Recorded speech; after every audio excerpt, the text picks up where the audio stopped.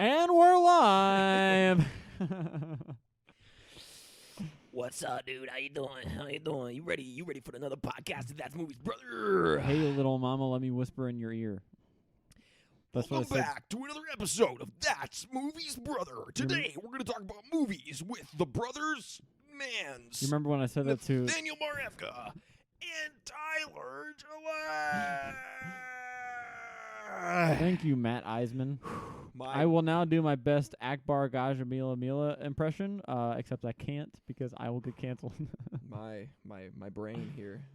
I got a little lightheaded. Give me a second. Oh, you want me to do Matt Eisman?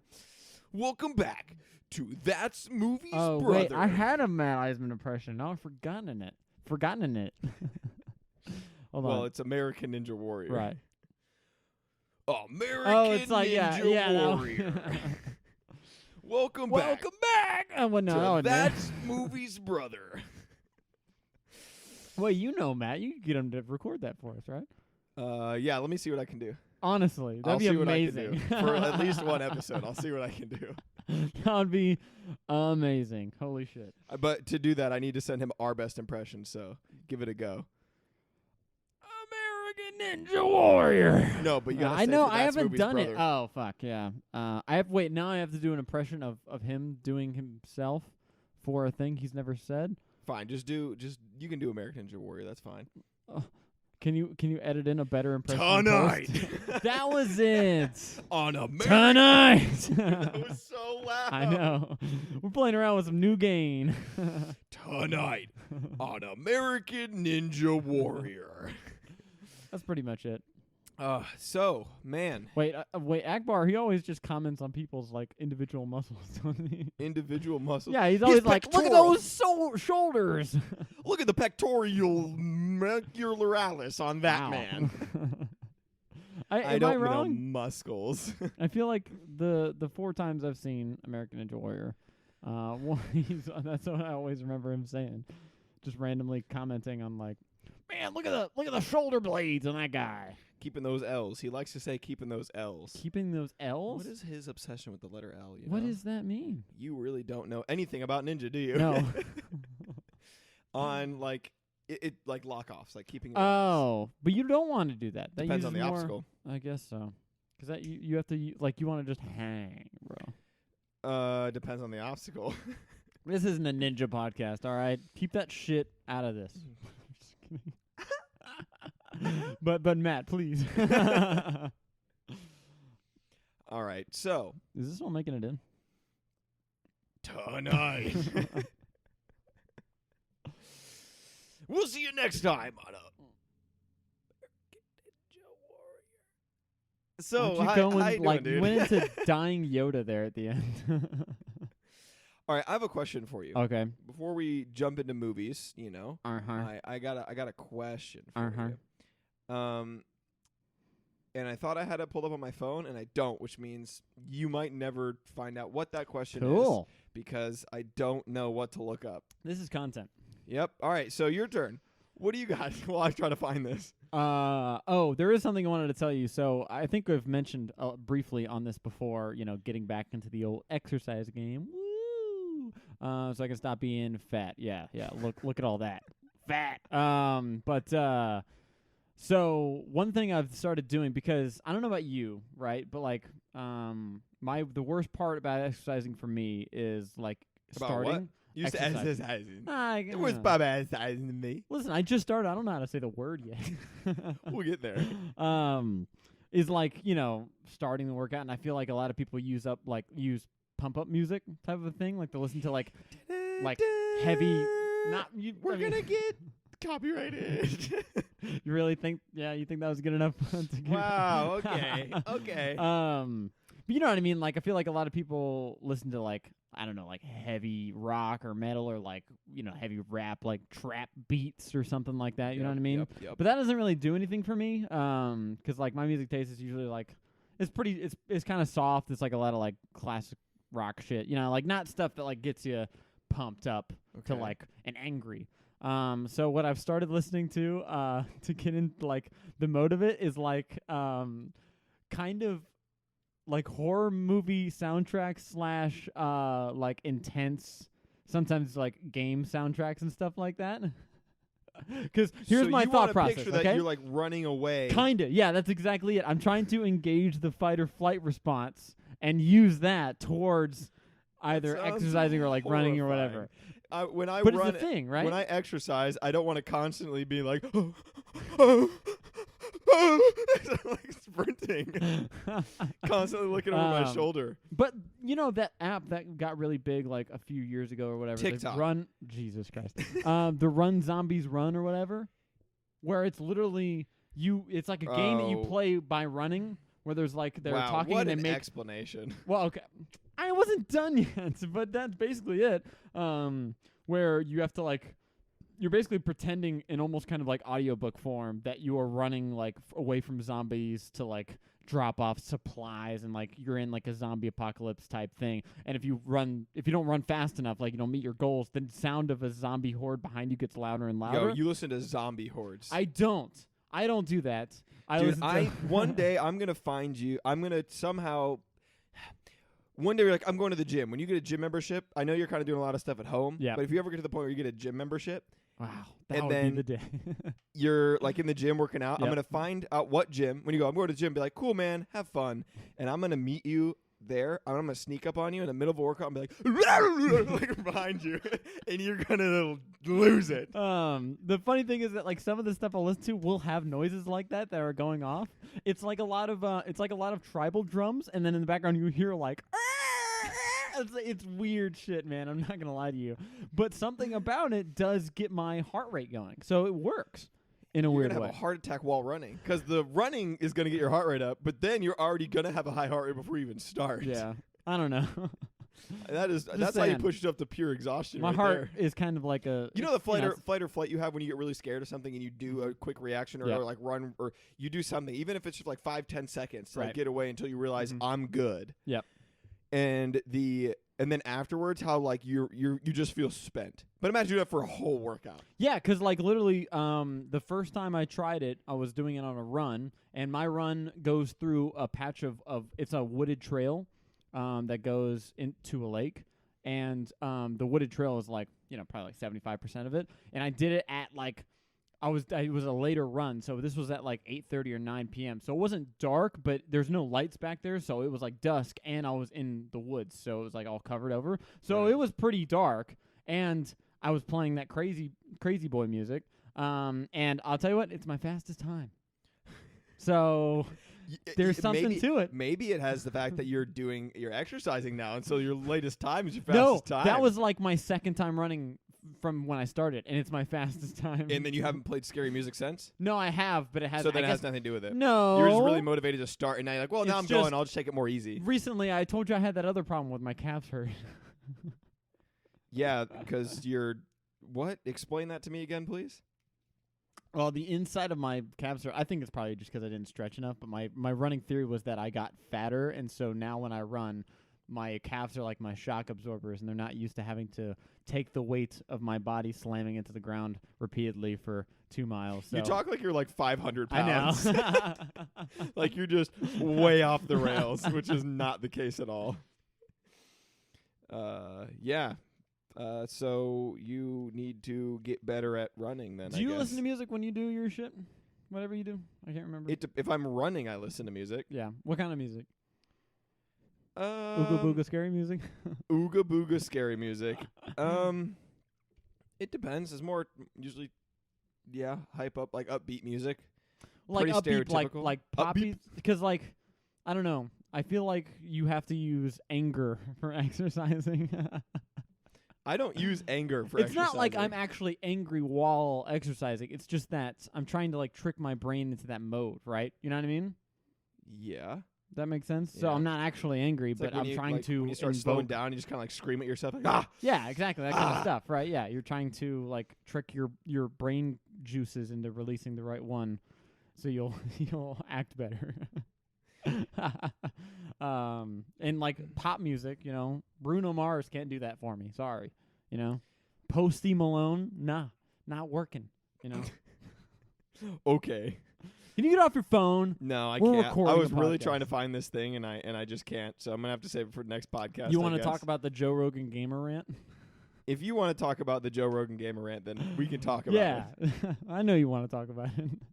Sure. And Let's it's talk not about even it. that old. It's less old news than we usually talk about. So still a little relevant. I think it happened. You're Monday of more last of week. a gamer than I am, I would say. I No? don't know, bro. Let's compare our Minecraft hours, and then maybe we'll say. I think you're more of a gamer than I am. I don't know. Recently, it's been a real drop off. It's fucking weirdly enough. You think during like all the quarantine lockdown stuff, they'd be I've given up. max find it, like all the companies are releasing as many games so people buy them, and because they've got shit all else to do. But it's a wasteland out there, man. Ain't nothing to play. But Joe Rogan on his podcast, basically he went on this whole like rant where he was basically saying that like he thinks video games are a problem because they're really fun. Like you said, like he plays them himself. Yep. And that you get like hooked into kind of a loop, and then you don't stop playing. And but okay, so there's truth to what he said, right? You've seen the clip, right? Yes. Yeah. I'm sure most people have. We're not going to play it here because we don't have the technology. But basically, he says some true stuff where like you play, if you spend a lot of your time like as a hobby of playing games. There's no real value or benefits, certainly not monetary, that you get out of it. I mean, sure, Hand-eye coordination, baby. I'll tell you. I mean, that's not really valuable. I don't think as like a normal human society stuff. Like Fight or flight. there's We just been talked a about lot it. that doesn't have anything to do with it. Fight or flight, you gotta have quick hand-eye. The vast majority of people are never going to get in any kind of physical confrontation in their life. Americans, anyway. I can't speak for other countries in the world, but when I do, boy. And I would say if you ever think about that, like if you ever think maybe I will, just buy a gun. You don't need to know shit if you own a gun. is that No. hand-eye coordination though? Kinda. If he's Aiming? like, okay, the whole point is that If you you're just good at Call of Duty, you can shoot an intruder. hey, I play Call of Duty. I'm a pretty good shot. No, I'm just kidding. But no, my point is that although I will say I have made some weirdly good catches coming from a non-sports background, and I think it is because of the video games. Man. So you're ragging I'm saying on me. My point is that playing them doesn't give you any real societal benefits, right? You're most likely, unless you're one of the tiny percentage of people that can become a profitable streamer or YouTube thing or whatever. Like don't ever bank on it being your profession. And which is basically what Joe Rogan was trying to say, but he compared it to learning jujitsu, a martial art. Right. And it's like, okay, I get it. Like jujitsu, like is probably I could maybe make an argument where it's a little bit more. It's got its own social aspect, and you kind of have to exercise to do jujitsu, so it's got that health benefit. But there's no fucking way that the average guy learning jujitsu is ever going to make money on that either. So it's the dumbest comparison in the world. Because he basically said, like, if you learn jujitsu, you do it for 3 years, you're pretty good. Maybe think about opening your own school. Fucking no. If you're going to open a school for jiu-jitsu, you got to have done it for like 20 years. And then maybe, and then you have to actually like run a business. It's not just knowing how to do it, like all this other stuff. And you're probably still not going to make any real money doing it. So that's a terrible excuse. In fact, I'd say that your chances of becoming a successful streamer are probably higher than becoming a successful jiu-jitsu school owner. Well, I don't know about that, but Because streaming's only getting bigger, right? So, what's the 40-year angle on streaming, or video game related professions in general? Right, but I'm not also saying everyone's going to be doing it, or like every Bob, Dick, and Harry you meet in a bar is going to be like, yeah, I work in video games. Me too. But like, I see more potential, even if it's something as simple as I played games, I love games, I got into game development, and now I develop games. And it's not as flashy as Twitch streamer, but the issue that I had with that clip of that is that he's basically saying there's no future in games at all, which just isn't true. It's like you can Twitch stream and then get people pay you monthly for Twitch, just like he was saying people pay you monthly for jiu-jitsu classes. Yeah, it's basically the same thing. They're pretty comparable as far as like likelihood of happening. So it's just I get what his point was, and I agree to an extent where it's pretty hard, and so as a hobby it shouldn't dominate your life because most likely you won't be a successful human if it does. And it depends on why you're doing it too. Yeah, because I will say that like I have no aspirations of ever becoming any kind of professional gamer. It's purely a social hobby for me. But that's the thing. That's just like saying that going to movies is wrong. Sure, you can it's okay to play games. Obviously, don't Yeah. let anything consume you. That's just like, Right. I mean, if you did nothing but jujitsu, if But no one's paying you to do it, you're failing. Well, here's what I will say is if you're not necessarily, because at least jujitsu, or since that's the analogy he used, Yep. you're bettering your body, your Right, I mind. said that. There are a little more. But that's not enough to be a successful human being, especially No, in America. but what I'm saying is I think it's really important to focus on yourself and bettering yourself, and that does a good job with that. So I get that, but his comparison was almost that you can make a living off of it. In gaming, you can't, which is just not true. Right. There's benefits to both because games can be your release for you. Yeah. From stress, anxiety, and all that stuff. Sure, it could be an issue, but a lot of things that are your release, that's like saying like ice cream is bad for you. Well, yeah, if I eat it all the time, of course it is. Yep. But that's like saying there's no future in ice cream. I could open up an ice cream shop. I could make ice. Like it's just there's so many facets of just saying like gaming bad. I will say though, it's one of those things where just like how liking ice cream doesn't really qualify you to open an ice cream shop, just like playing games doesn't qualify you to be a streamer, because most streamers aren't like. I mean, there are definitely guys who are just super good at games. That's why you go watch. But most people are just entertaining. That's why they get watched, right? You know what I mean? That's the biggest thing. Just like knowing jujitsu really well wouldn't also qualify you really to open a jujitsu thing, because you still have to run a business. So knowing how to run a business. Yes. Well, if you're very successful in that thing, then you can partner with people who can do more of the business stuff. Sure, but there's you're facets. talking about a pretty elite, small. I'm just saying there's facets to do more. I'm not saying that there's not a chance you can do what he was saying with jiu-jitsu, but there's also a chance you can do stuff with gaming. We should have prefaced this, or I should have from the start, that I only watched the clip. He might have actually said went back after that clip or something and said I'm not saying there's not a future in gaming, this and this, but this is why I have issues. It's true. So, I did not watch the full. I didn't watch the full podcast. thing, and I'm going to put that out there saying that so take that as you if will. He clarifies. I mean, here's the thing. Here's actually what I really wanted to talk about beyond that clip is how much people were losing their mind and not I feel like people who are and play games and are really into that community and stuff like that are way too sensitive about it. You know what I mean? Like people start to question oh, maybe you can't make a living with gaming. People, on Twitter especially involved, they're they lose their mind. They're like, how dare you? He's at least his comparison was dumb, but he's sort of right. I mean, for the most part, as far as most likely, if you just play games all the time, that's not going to lead to anywhere. You know what I mean? You have to have a There's plan more, of what you want to do with it. But it's more in depth than that. So I don't know. It's Welcome to the That's Games gaming channel. It's just kind of funny that people would stop or be I'm done with Joe Rogan because he had a hot take on gaming. Who cares? Yeah, I guess. Honestly, there's nothing Joe Rogan could ever say that would affect how I view the world. He could never say anything, and I go, you know what? Joe's a smart guy. All right, so I actually found what I was looking for. Oh, nice. I have a question for you. All right. You see this picture right here? I do see that on picture. Instagram. Is that Tommy Holland? Okay. That's not Tom Holland. Wait. Oh, it's not. I'm advertising someone else's Instagram right now, but I found this guy that is a spitting image of Tom Holland. It's insane. He's definitely using it to his advantage because he's taking pictures in a very, very. He looks exactly like Tom Holland. It's insane. I mean, that obviously, picture made him look like the kid from Kingsman. There obviously are some differences, but it's insane. And I feel like, obviously, if you're listening to this, you're not going to know. His name is Jordan Johnson 1999. That's his name on Instagram. But people aren't he's not. People are following him because of it. He's got 77.5 thousand followers, and I guarantee you, it's all because he looks. Because I found him because there was a post this guy who's spitting image of Tom Holland. People aren't. They're not fooled. He's not trying to fool people. That's what I'm saying. So why? What about that makes them want to follow? There's a guy who looks like Tom Holland, and he also does cosplay stuff. So it's there are big cosplay people on Instagram and stuff. Sure. And it's the fact that he can now pull off Spider-Man cosplays and do crazy stuff like that. People are so obsessed with people that look like other people. That's a weird thing. Isn't it? Isn't it? Why? I know this is really weird, but because I found it so intriguing just because of that fact, I followed him.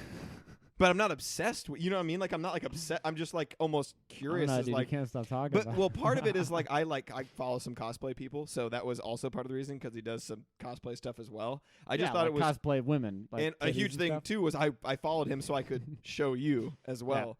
But yeah, it's crazy. Here's the thing, though. I can understand, like, if he showed up to a convention and people were like, "Oh my God, you look just like Tom Holland. You're wearing this this really nice, like, really good Spider-Man costume." Like, "Oh, that's so dope." Blah blah blah blah. But on Instagram, him looking like Tom Holland to me means nothing because I can just follow Tom Holland. Tom Holland. Yeah. And there's no difference. So now all I have is I have the real Tom Holland, and then I have some guy who just looks like him and takes pictures looking like him. He has tons of other What's pictures. the point? I just showed you the pictures of him looking like him are just him taking pictures of himself because he looks like him. Right, yeah. Sorry, that's not his fault. But I'm saying, like, from what you showed me, it's just like either he's in the Spider-Man suit doing cosplay. No, he's got other like him. cosplay stuff too. But I wanted to show you that because my idea was I didn't want to say who is this because then you'd know it's probably not. I was like, look at this picture and you go, oh, that's Tom Holland. I did for the first one, and then he sent me the It's second crazy. one, and I was like, wait a minute. It's crazy. Spitting. What does the term spitting image mean? It means they're so close you can spit on it. Maybe, I don't know.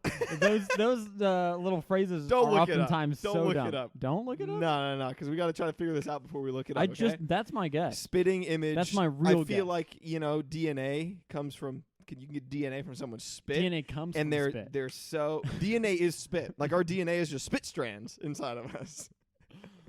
So spitting image means that you basically just have the same DNA. have the same spit. I mean, everyone Spit basically swappers. has the same spit. It's the same spit. No. Yes, it is. We do not have the same spit. Pretty much. If you spit in my mouth, I'd know. I would know. No, but if I spit in a petri dish and you spit in a petri dish, they'd be made up of the same shit. And if you did like a DNA test on it, you'd be like, okay, yeah, that one came from Tyler and that one came from Nate. But Exactly though. Not the same spit. all the same stuff went into it. It's not the It's same basically spit, like dude. different brands, right? This man was That's made basically all it is. from the same spit of the other person. I think you have a It really was grown. wrong interpretation of what I think DNA that's what is. spitting image means. Are you All looking it up? Yep. Oh my gosh. You always got to get the Spitting answer. Image is a television show from 1984. It had 6 seasons, and it looks fucking Guess we got to do an terrifying. episode about it. That is really terrifying. holy shit. I hate that. Outrageously accurate, funny, and satirical puppet show featuring rubber recreations of prominent people. Weird. Okay, let me get the real answer. Spitting image is an expression that lacks a clear consensus of its origin. Cool. So we're right. All right. That's all. We'll see you Wow. guys next time. The Morris Dictionary site authority thinks that spit in this context comes from Anglo-Saxon spitten, meaning to What? eject from the mouth, and that the phrase means speaking likeness.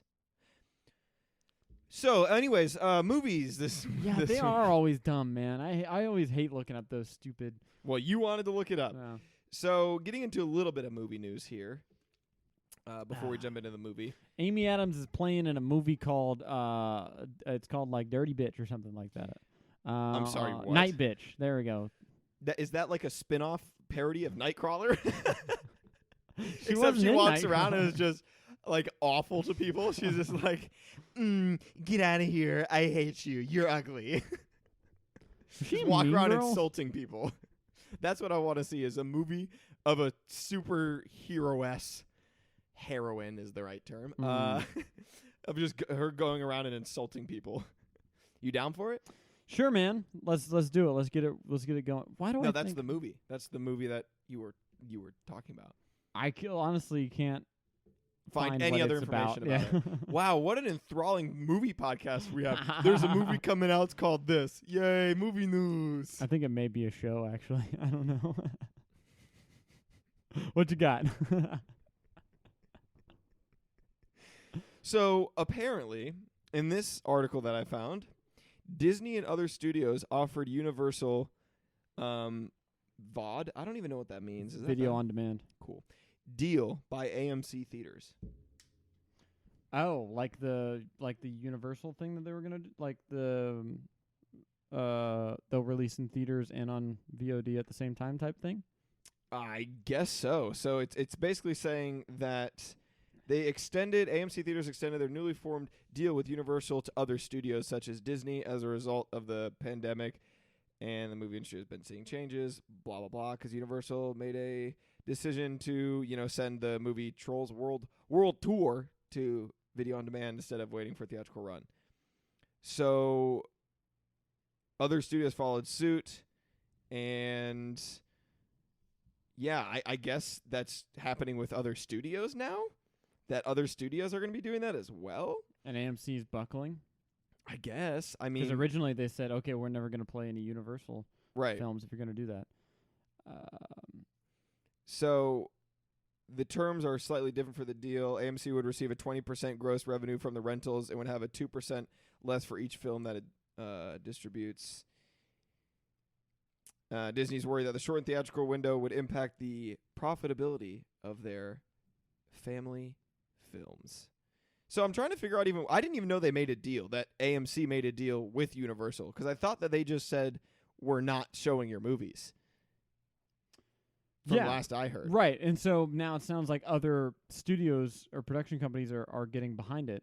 And so they'll be forced to make a deal because otherwise because it says be in able this to show article, any movies and they'll go out of business as AMC well. announced they'd no longer show any Universal films on their screen, and seeing Universal having several big name franchises draw a lot of customers, and basically nothing changed between two companies. But yesterday news broke that they had come to an agreement. So there was an agreement made, and Universal now has the ability to put their movies on video on demand 17 days after their theatrical release. So that's what I was looking for. I was like, there had to have been some deal made. So apparently AMC made a deal that is making a deal with them that they can show their movies in their theaters for 17 days and then put them on demand, which is a lot quicker than usual. It's like a little over 2 weeks, right, 2.5 weeks. Mm-hmm. And apparently they're offering that deal to other theaters because other theaters are other studios, because other studios are considering, I guess, just putting movies straight on demand. So here's one of our answers of maybe how movie theaters would get saved. Well, sort of. I mean, that's still going to kill a lot of theaters. No, I know, but that's what I'm saying. That's like the biggest change that I've seen. Yeah, because a big part of obviously, if it's Avengers 5, people are still going to go to the theaters the day it opens, and it's still going to make a shit ton of money. But if it's something like, I'm trying to think of a good example. If it's something that's not fan driven, some kind of newer IP, I'm sure a lot of people, basically whatever the crowd is that's on the fence about seeing something, they're just going to wait. Yeah.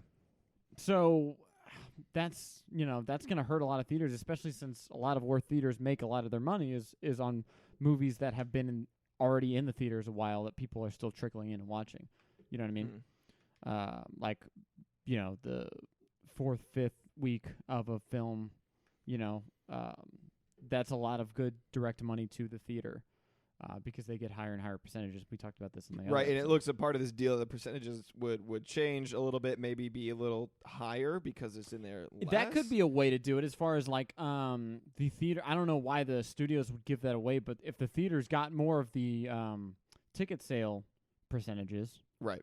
But at that rate, would it be even worth it for? But why would if I'm Disney or Universal? That's what I'm saying. Why would I give that away? The theaters don't have any power over me, really. From what I could tell, they don't have any leverage. Well, I would think that if you're just going to stream videos, you're going to make less money. But it's better than making no money. The only way you can make decided money to from do it going to theaters is from ticket sales if you're a distributor. That's the only way you get money. Right, but I'm saying Universal is Universal it would make less money distributing, I think, off of these streaming platforms. To streaming? Because like we said, you can rent a movie and have 5 people come watch it or whatever. Right. But then when you have the theater tickets, that they would hopefully make more. So even if it's a lesser percentage they're making, they still ain't making more per person. You know what I mean? Yeah. It's just at the same time though, there's other things that help them get more money for when it's straight to streaming. They get 100%. They can get people to subscribe to. I don't even. Does Universal, is that part of any streaming service?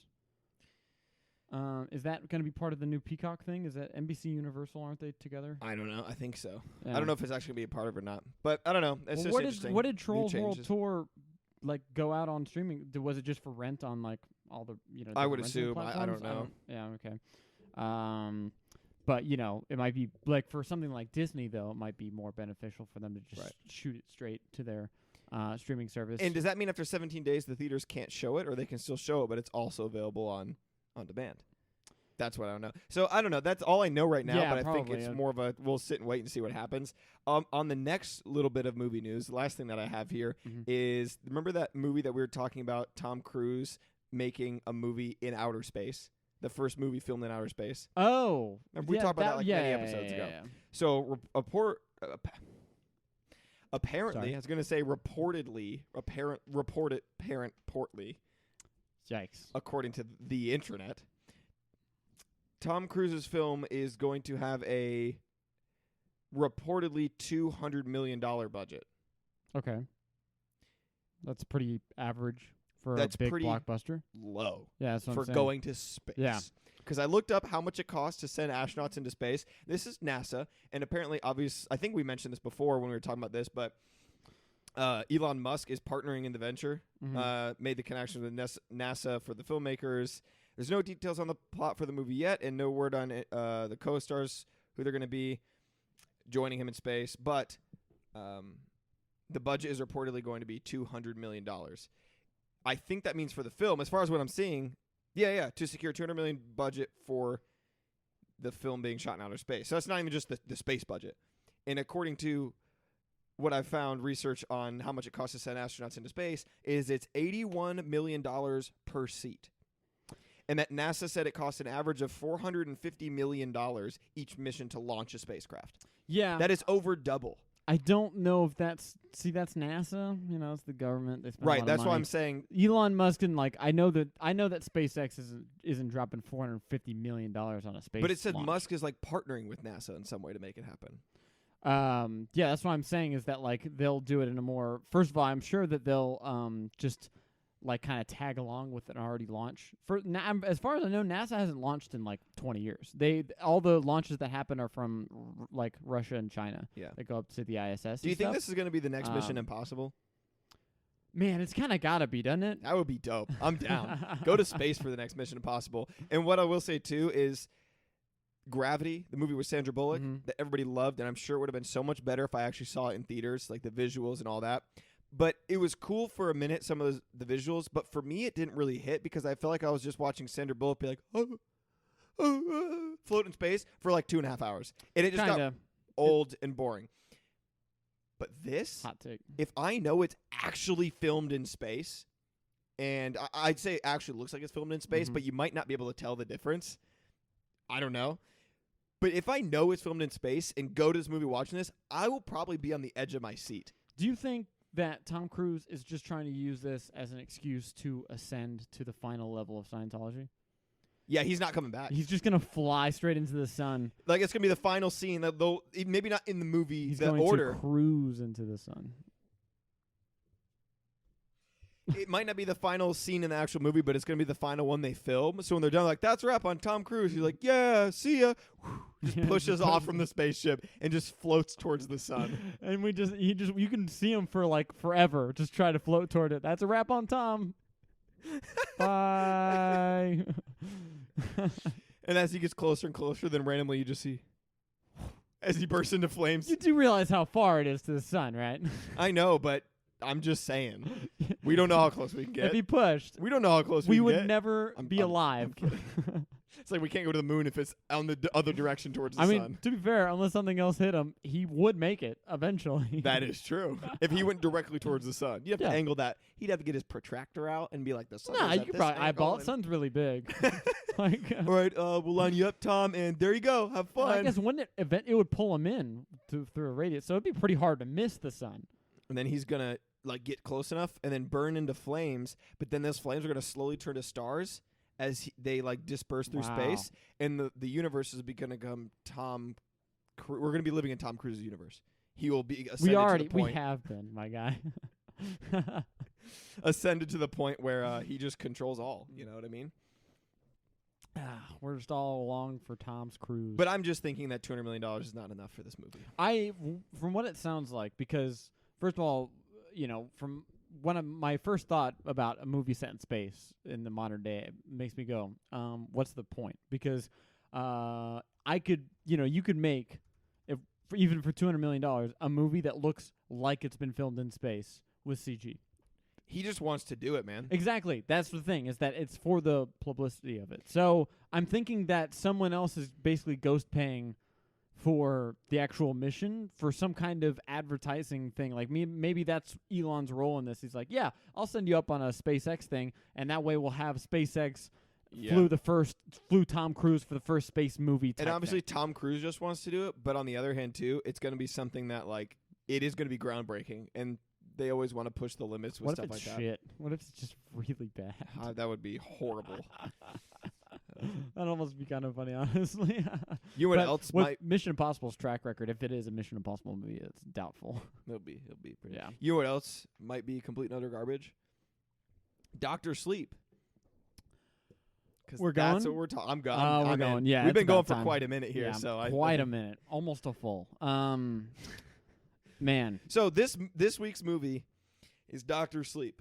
which we are, we're doing the sequel to The Shining, which I guess technically now The Shining is a franchise, so we should have done it on our bonus episodes. Only 2 weeks of a franchise. I feel like it has to be at least No, 3 I know, movies yeah. to categorize that. I really wish this wasn't a franchise, apparently. All right, so now I know how Nate feels about this movie. I hated this movie so much. Did you really? So much. This movie is trash. Do we want to give Garbage. a synopsis of this movie? Yeah, we should do that, though. All right, you got it, because I feel like you're more of the Shining expert yep. here. So, just to make sure you're familiar, Shining, Stanley Kubrick's movie, came out in 1980. Jack Nicholson, all that kind of stuff. This is a sequel to it, but it's also at the same time it is an adaptation of the Stephen King's 2013 novel of the same name, Doctor Sleep, and it's about Dan Torrance, Jack's son, who was just little Danny, and it's set in 2011, roughly. They go up to 2011, and then do they have another time jump past that? I don't think so. It's just from 2011 is basically like when it's set. Is it? I don't think there's maybe like a year or two, but it's in and around. No, Like, wait. No. This is like present day. No, they jump up to 2011. And then it goes 8 years later, because the girl, Yes, you are right. You are right. Yeah, because he spends like 8 years in the Which New is Hampshire 2019, or which is when this Maine or film whatever came out. that is. Yeah. we're getting into semantics. yeah, We need a okay. concise. So yes, Dan is now in his late 30s. From the thing, his mom has died. He has become a drunk, alcoholic, terrible person because he's trying to suppress his shine.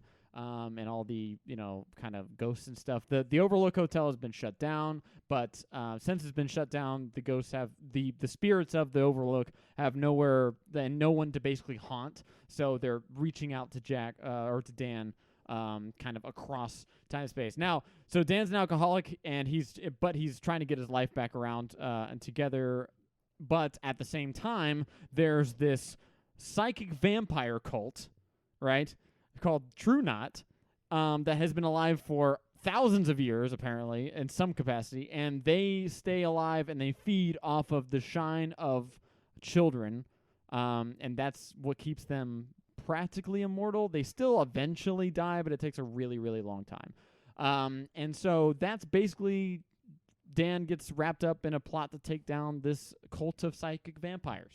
Yep. And this is the dumbest fucking plot I think I've ever heard for a movie, and it's so baffling that this follows The Shining in any comparison. It's ridiculous. So, okay. I'm curious as to how Stephen King.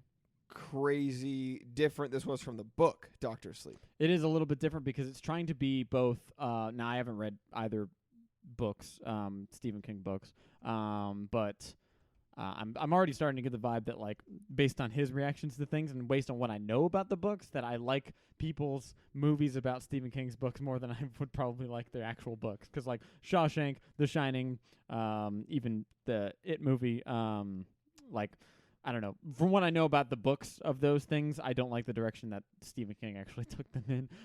But side note aside, Weirdly enough, though, and I am probably actually going to read The Shining, just because I feel like I might like the book more than the movie. tell me about the hedge maze monsters. Hedge monsters.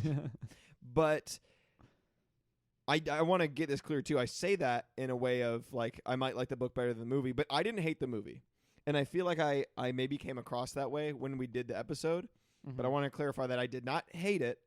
I think it's one of those things with expectations, and it wasn't as amazing or great as I had expected to be, or as I felt that it was like hyped up to be. But as time passes, I appreciate it more and more. And this movie, Dr. Sleep, made me like The Shining a lot more. Yeah. Not because it's so fucking bad. Not because it's bad necessarily, but just because of how they implemented some of the Shining stuff and some of the stuff that I missed from this movie that I was like, oh, I missed this, and from the first one, like, wow, I miss it because I kind of like that. Was kind of cool from the first movie kind of stuff. And obviously they took it in a different direction in this one. So just to clarify as well, just in case you haven't watched the other episode that we did on The Shining a couple weeks back, I super love The Shining, and it's one of my favorites. Just to clarify our two positions on the original movie. You know what's funny though is that the expectations I had for going into watching Dr. Sleep were like a perfect storm because normally, right, you'd think, oh, he either had already super low expectations for it, and it's just, you know, because it's like it'll never be his Stanley Kubrick's The Shining, blah blah blah blah blah, or whatever, or you have super high expectations for it. You're like, okay, this has to match this level of quality. I didn't go into this movie with either expectation. I went into it thinking, you know what? From what I've heard, this movie's not garbage, but it's also I'm okay with it not being, you know, a classic. You know, it's Mike Flanagan was the guy who directed it. I've seen some of his other stuff. It's okay. You know, it's other horror movies. I think he did like some of the Ouija movies. One of them I was like, okay, it was fine. You know, it was a little scary, and stuff like that. So I was like, this movie it'll just be fine. I'm fine with it just being okay. That was my expectation, and it totally fucking failed me. Oh my god, it shit the bed like right off the bat with me, man. I was not on board. But we can kind of go into it a little bit slower. I guess my point was that I didn't even tell you what I thought of it. Do you want to know? Yes. Dang, dude, you're passionate about this. You just want to start talking. You don't care what I think, do you? Sorry. My opinion is basically what you described is what you thought it was going to be. I didn't hate it. I thought that there were moments that I really, really enjoyed, and there were a lot of moments that kind of just lost me and just kind of fell flat and weren't crazy.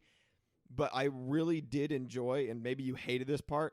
This is something I'm really excited to talk about this because I think we're going to have good conversation because there are specific things from other movies in the past that this is addressing, which is bringing back certain pieces of nostalgia in certain ways. And I feel like you might hate my next statement, but I really like the last like third of the movie. Yeah. Which is what to clarify is pretty much when they went back to the Overlook Hotel. Yeah. I liked it, and quickly spoilers from here on out. Just, you know, I mean, we've already done the synopsis. We didn't say what exactly happens, but you know, we're no holds barred. If you haven't watched Dr. Sleep yet, go watch. Honestly, I'm not going to recommend you go watch it, but I would just listen to us. You know, especially if you're a fan of The Shining. I can't. But that's what I do. I disagree with him because if you're a fan, you probably already watched it. But right, if you're a fan of a series, I don't like I hate the like. For example, Star Wars. We don't like Episode 9, like worst of the bunch. Rise of Skywalker. If somebody told me, especially you, because you're even more of a Star Wars fan, but I'm a big Star Wars fan. If somebody's like, okay, Rise of Skywalker is garbage, don't go see it, just listen to my podcast. You're not going to do that. You're going to say, no, don't tell me about it. I want to go watch it. Yes. So if you are a fan of something, you're right. I think that you should give it a chance, even if you have heard over and over. Because there have been lots of movies that I've heard over and over that suck and are not that bad. Or I really like. An example of this is Kingdom of the Crystal Skull. When we rewatched it, we enjoyed it. Like, we had a good time. You're right. And there are tons of people that be like, it's garbage, don't even watch it. It's like, watch it. Kingdom of Crystal Skull and Rise of Skywalker are an unfair comparison because, man, Rise of Skywalker is so much worse. But there are people out there that don't mind it or like it. Yeah. Well, okay, but the thing is, though, is if I was listening to some other podcast and they had said exactly that they before it came out, they saw it first and they said it's so bad. You don't even watch it. I would have still watched it. Oh yeah. But I would have gone like afterward. I would have come back and been like, yeah, he was right. Well, regardless of whether they're right or not, you have to know that for yourself, especially if you're a fan of it. So I would say go watch it. We're gonna talk about it. Right. here. Yeah. But the reason really quickly why I did like that is because, and we'll get into more details as we go along, but I think they were able to bring back these nostalgia pieces in a way that, regardless of whether you liked the story and why it went that direction, that at least made sense. It wasn't like throwing locations in. Disagree. For me, it wasn't throwing a location in, for example, when we watched Hobbit movies after watching Lord of the Rings, there were locations that they would throw in, just be like, look, this was in the first one. It's like they could have been anywhere else. They could have been at any other bar, but instead they were at the Prancing Pony. It's like they just did that just for fan service. And sometimes that's okay if they don't go overboard. For me, someone's like, that's kind of cool. But if they go overboard, you're like, oh, we get it. Well, what are you doing? I think but there's this a couple served a examples. purpose. And again, we'll argue about it, but I felt like it served a more of a purpose. So that's. I would just say brief with the synopsis. the Overlook Hotel going back there, to me, I didn't like the reasoning behind going back there. I like when I saw they were going back, it was my like last hope when I was watching it. I was like, oh, can this be the redemption? Like, can I like this part and none of the other bits, and maybe still be okay with this? But the reason they went there was dumb as hell. I mean, like that's his number one fear. We know it's like the most dangerous place. And he's like, maybe I can turn it all around back on her. I'm going to bring this little girl into the Overlook Hotel, and the most dangerous hotspot for spirits and death. Like, he went in there knowing there was a very high chance that he had to sacrifice himself. yeah, him dying is fine, but she was there with him. Yes, and he's at the end. He says, "I'm sorry, I had to bring her in there. It was the only way," sort of thing, because she was so powerful that bringing her to a place that feeds on that kind of power is their last ditch effort. And he knew that it probably wasn't a good idea, but it's either that or she dies. I don't think it's that. It's not that. It's not. Give that me another cut and example dry. then. They literally just shot and killed the other 11 of the True Knot cult. They literally just shot them. So you could have just shot her too. What's stopping you? Honestly, what was stopping them? Because Abra is apparently Mary Sue as hell and more powerful than the thousands-year-old goddess True Knot cult leader somehow. So they could have had a mind battle, and fucking Ewan McGregor could have walked up and just popped her. There are so many different ways that could have ended, because she's not all powerful anymore. They didn't need the spirits. It's just a dumb way to get back to the Overlook Hotel. They could have just shot her. They could have called the cops and said, I have a kid. She's in danger. This woman wants to kill her. Because the woman just showed up to the Overlook Hotel, too. She didn't care. She was like, I'm just going to drive up and try to kill this girl wherever they go. So it's just. Her lack of smarts to just. She just drove up the one single road you had to go. If they had a gun, one of the guns they had, they could have just shot her while she was driving up to the Overlook. Right. So what? So why risk his own life or hers or the most evil place he knows? You know what I mean? Like, it's ridiculous to me. I'm sorry. I think it's a little far to say it's. In my opinion, I think it's a little far to say it's ridiculous. You could always give the argument, which this is a soft argument. I'm not saying this is a great one to stand on, but that sure you could shoot her, you could kill her, which in is that a way, lame way to but do you would it. have but to, they did it for the other 11. But the only way they were able to do that and get them in a position where they could do that was by tricking them to come there and thinking that the little girl was really the stuffed animal, whatever. And so they got them in a position. With people who have super mind powers, don't know how you trick them. How do you trick people who have super telekinetic? I can astral project my consciousness across the country and know where you are. She listen, no, that's the power of. So I believe that The Shining. I think that what we were shown by this was that The Shining is different for different people. Yeah. So it is. They show that for sure. Right. So the one like 16 or 15-year-old blonde chick, she could put people to sleep. She can tell people what to do. Oh, that's right. Sorry. And have influence over people. Yeah. That was her shining. Right. She couldn't really she was not shown to do anything else. Right. And they said she's like, we have an influencer. That wasn't the name. I don't know what she said. Yeah, some. So they have a name for these people. And then when the little girl was looking in when they were burying the other child that they killed, she was like, "We have a looker." But she was a lot more than just a looker. Yes. That's the thing, is this girl was so her shining ability was so powerful, and she knew exactly how to use it. Just like the girl, or just like the lady, the evil lady, right? Top Hat, I think is her name or something like that. Some Sue Top Hat or whatever. It's like Red Hat or something dumb. No, she had an actual name, something Hat. Doesn't matter. Yeah. My point is, she was also very powerful in, like, she had a lot of shining abilities, just like just like the other little girl. Right. We are so bad on this So podcast bad about names. at names. Well, I know the name of the girl is Abra. I said that before, and obviously Dan is Ewan McGregor. Rose the hat. Yeah, I know. So we'll just say Rose. I'm pulling up the cast, and we get better at that as we go. Billy But, is the.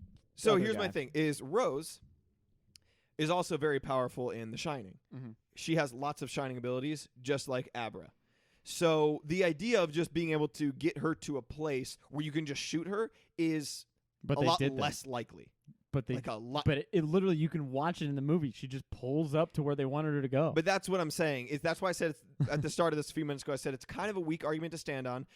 The only reason that that you might be able to kind of write that off is to give an excuse of to enjoy the movie better of saying, okay, well, it makes sense that they go here. Is that their thought process is we might have been able to trick the rest of these people, but she is very strong. She's powerful. She can kind of see and look and see what's kind of coming. So we got to take her here. But then she just kind of drives up. So it's it is kind of I will give you that kind of lessens it for sure. it's also weird. But that I like these, the idea that that is her that's the power is the mind powers and stuff and The Shining is the place that it feeds on these powerful people, and since she's so powerful that is a perfect place to take her down. Like you have to go into your weakness to do it. I like the concept, but they should have done something better to show how they got her So- there. But the fact of getting her there, Yeah. yes, that's a big issue. I understand that. But once she's there and then things happen, okay. They just should have made a more intricate way of tricking her into that. Because there were moments where it's like, you're supposed to be a really smart character right now. You're evil, but you're supposed to be smart. And You've been alive for thousands of years. You're kind of being dumb. You should be so much far beyond. Think about you know what I mean, a wise. She's been doing this stealthily and tactfully and intelligently for an unknown at least hundreds of years. Let's Yeah. assume that she's 1,000 years old, right? So how is she bested by Dan Alcoholic Man and the little girl who is she pissed me off about being such a Mary Sue. Because she's like 12 years old and she is better at all of the Shining shit than the woman who's like the most powerful one, who formed a cult of powerful psychic vampires and has been alive for 1,000 years, and she's better than her at 12. You know, fuck me, man. That sucks. That's your writing is how do we defeat? I make a villain that's ultra powerful. She's been alive for a super long time. She's super smart. She knows what she's doing because she's done it for a really long time, and she's super powerful. How do we defeat that? A little girl just happens to be more powerful. Great. Cool. Awesome. So weak writing, yes. It took many years to have somebody like that. Okay, here again, I'm bringing. It's up the other whole Rey Star Wars. Yes, argument. I was just going to bring that up. So, are you okay with Rey being powerful, Fucking no. knowing that she is a Skywalker or no, a Palpatine? Yeah, that she's Palpatine's granddaughter. No, because all of the other Jedi shit from history that we've been shown is that I don't know, maybe you need to be trained. Even a little. if you have a pass, you still need to be trained. Yes, I agree with you. I am 100% there. No, I was just going to see what you had to say to that. To see and if the thing is I love in the original trilogy somebody like Luke who has a lineage and he has an aptitude for the Force, but he doesn't win over Palpatine and Vader because of he's better than them. He wins because he is a better person. He wins the moral argument, which sways Darth Vader to kill Palpatine. That's what makes that whole arc beautiful. Yeah. Right? It's not that he's better, it's that he's a better person. Yeah. And that wins over evil. I think in this, she's just, I'm just better than you. This was never a competition. I think for me, the Shining, I have a little more leeway with because I don't have as much backstory as the Force from Star Wars and stuff like that. Just because the Shining, if it's more prevalent in somebody, they can be more powerful from the start. Is it still weak writing? Mm-hmm. Yes. Can I excuse it a little more? For me, yes, personally. Well, but it's still weak writing, and they could have made it better and just been like, oh well, it's just someone more powerful. So there you go. So I get here's it. my big issue with this beyond the power levels and how it's written and all this kind of stuff is the tone of The Shine itself. In The Shining, it's this mystical, supernatural thing you don't quite understand, and it's mysterious and adds to part of the kind of the weird creepiness of the hotel, and it's part of this tone of horror. And this movie, it's a superpower. It is like the Force. It's just something people have, and it's very well explained, and people talk about it all the time, and it's just, there are superpowers. We're just mutants like X-Men, or we have the Force like Jedi. that totally defeats the purpose. Like that's not what it is. You're superfying it. Is it not I what hate that. is it not what it is because that's not what you want it to No, be? it's Because well, what if no, for real, I'm not trying to like rag on you at all. Yeah. What I am saying is I'm trying to find the difference because you're breaking me down on some of my points of I like this movie, Sure. but Yeah, you are yeah. clarifying. It's fine. You and can play the other side. and I don't mean this in a way of for example, there are problems with this movie. Mhm. I didn't say it was my favorite, Yeah. and you are addressing some of the issues I had, and you're making very valid points that I didn't necessarily go into super detail about, but very valid. So for my aspect is, again, I haven't read the books, but they might go into more of The Shining in Doctor Sleep, and that was the idea of what The Shining is it does have more of this mystical power, but is explained more in this one and allows you to do more things like that. Do you just have, and be honest, do you just have an issue with what it becomes? You just like it better that it's more mystical? Yes, I think that part that plays into the magic of what makes The Shining good. If you're into The Shining, the mystery of it, I mean, we talked in depth about this, is part of what makes it good. And when you're making a sequel to that movie, which this is openly trying to be a sequel to The Shining, the film, and a adaptation of the book. It's trying to do both, which is probably a mistake in itself. It should have just picked one because the two are different. They have big differences, and therefore you end up with a mess, which is what I think this movie is. It's just a mess. You could say about The Shining. The Shining had so many differences, but you still like the movie. But the movie had a lot of differences, so much that Stephen King hated it. No, I'm saying The Shining was its own thing. It wasn't. It was a very loose adaptation of a book. That's okay. Just like Shawshank is a very loose adaptation of a Stephen King book. That's fine. This movie's different as far as it's a loose adaptation of a book, and it's a sequel to another movie that's a loose adaptation to the book. You see what I'm saying? Because the first one was loose, the sequel's then going to be even more loose, and don't try to tie it back to the book. If you were gonna, you should have picked a lane, or just try to really just do your own thing. And that's hard for us to talk about because we haven't read Doctor Sleep, so we don't know how different it is. Well, I know for one thing, right? Like this movie ends the way that the Shining book ends: the boiler room exploding and the Overlook Hotel blowing up. So, and that happens at the end of this movie. Now, the whole last third of this movie can't happen in the book because the Overlook Hotel doesn't exist. It's been blown up after The Shining. You see what I'm saying? So it has to be a good bit different, especially in how the whole, the climax of the movie has to be completely different.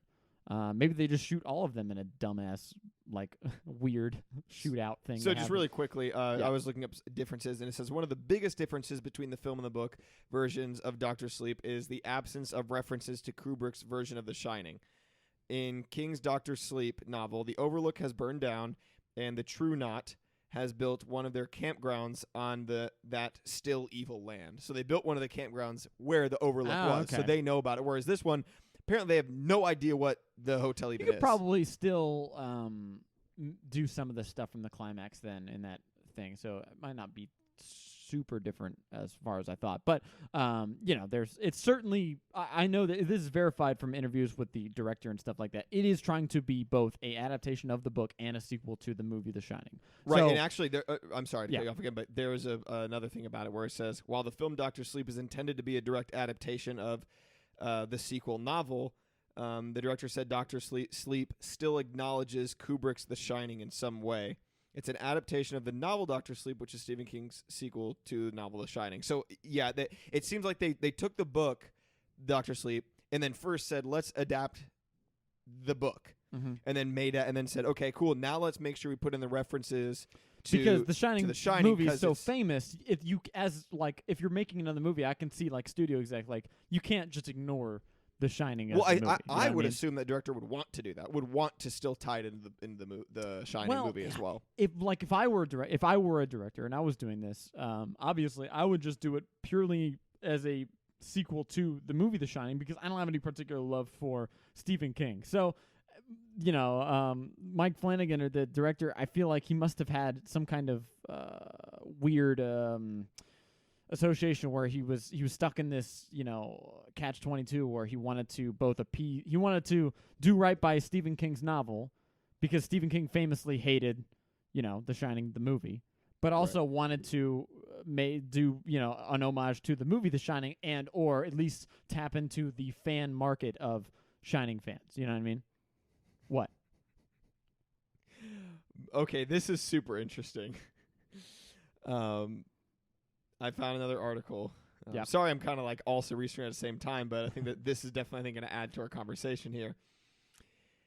Stephen King's novel The Shining is considered to be one of the author's greatest works, and obviously he hated it. So Stanley Kubrick's movie The Shining is considered to be one of the greatest pieces of horror cinema ever, and yet the author of the novel famously hates the movie based on the book. Dr. Sleep is the new film that attempts to act as a sequel to both movie and book, and Stephen King thinks that it's so good it redeems The Shining movie in his eyes. Oh my God! But with that being said, I don't understand. We can't because we haven't read the books. So I don't even care. Well, that's fine. It's a movie podcast. No, but I think when you're talking about like, I think the idea, at least, okay, the writing as far as the villain and how that goes, and the coincidences or them being not smart when they should, that is an issue. I give you that 100%. Oops. We lost about 10 minutes of audio before we realized that Tyler's computer was full up and stopped recording. There really should be like a really loud like ding ding ding. You're not recording, dummies. So yeah, sorry for that hard cut. Just recap real quick what we discussed. I mean, we're still going to go into it, but so basically what we were saying is Stanley Kubrick thought that this film redeems part of the Stanley Kubrick. I'm sorry. Stephen King. Stephen King thinks that it redeems it The Shining because he did not like the adaptation that he did with The Shining. Yeah. And my thought process is I heard that in the book The Shining, they went more into, and I could be wrong, but I think they went more into what The Shining is, how it works, and all that stuff. But you think that the mystery behind it is what kind of makes that movie good, which I don't necessarily agree with you. But the fact that they had a mystery about what The Shining is in the first movie, and then they have got that out of the way. Attributed to the tone of it. Right. So, and again, you cannot watch these movies out of order. You have to watch The Shining and then Dr. Sleep. So when you're watching The Shining, you're still going to get that feeling. It's not going to take away from that movie. I'm not saying it's ruining The Shining. I can just ignore it. Right. So it's not going to take away from the mystery and what makes that movie good. But what that makes that movie good doesn't have to make the next movie good. Well, that's not the only thing. Right. No. And so there's other issues. But my main thing with this is there something wrong with them then trying to, there's a mystery on this thing, then you learn more about this thing in the next movie? No, I don't think so. I don't think that's what makes it wrong. I think that maybe in your eyes you want to keep that mystery because that's what made it good, especially since it's a sequel to this movie you like. Yes. You want it to keep a similar tone. It is weird that they decided to take a different tone with it.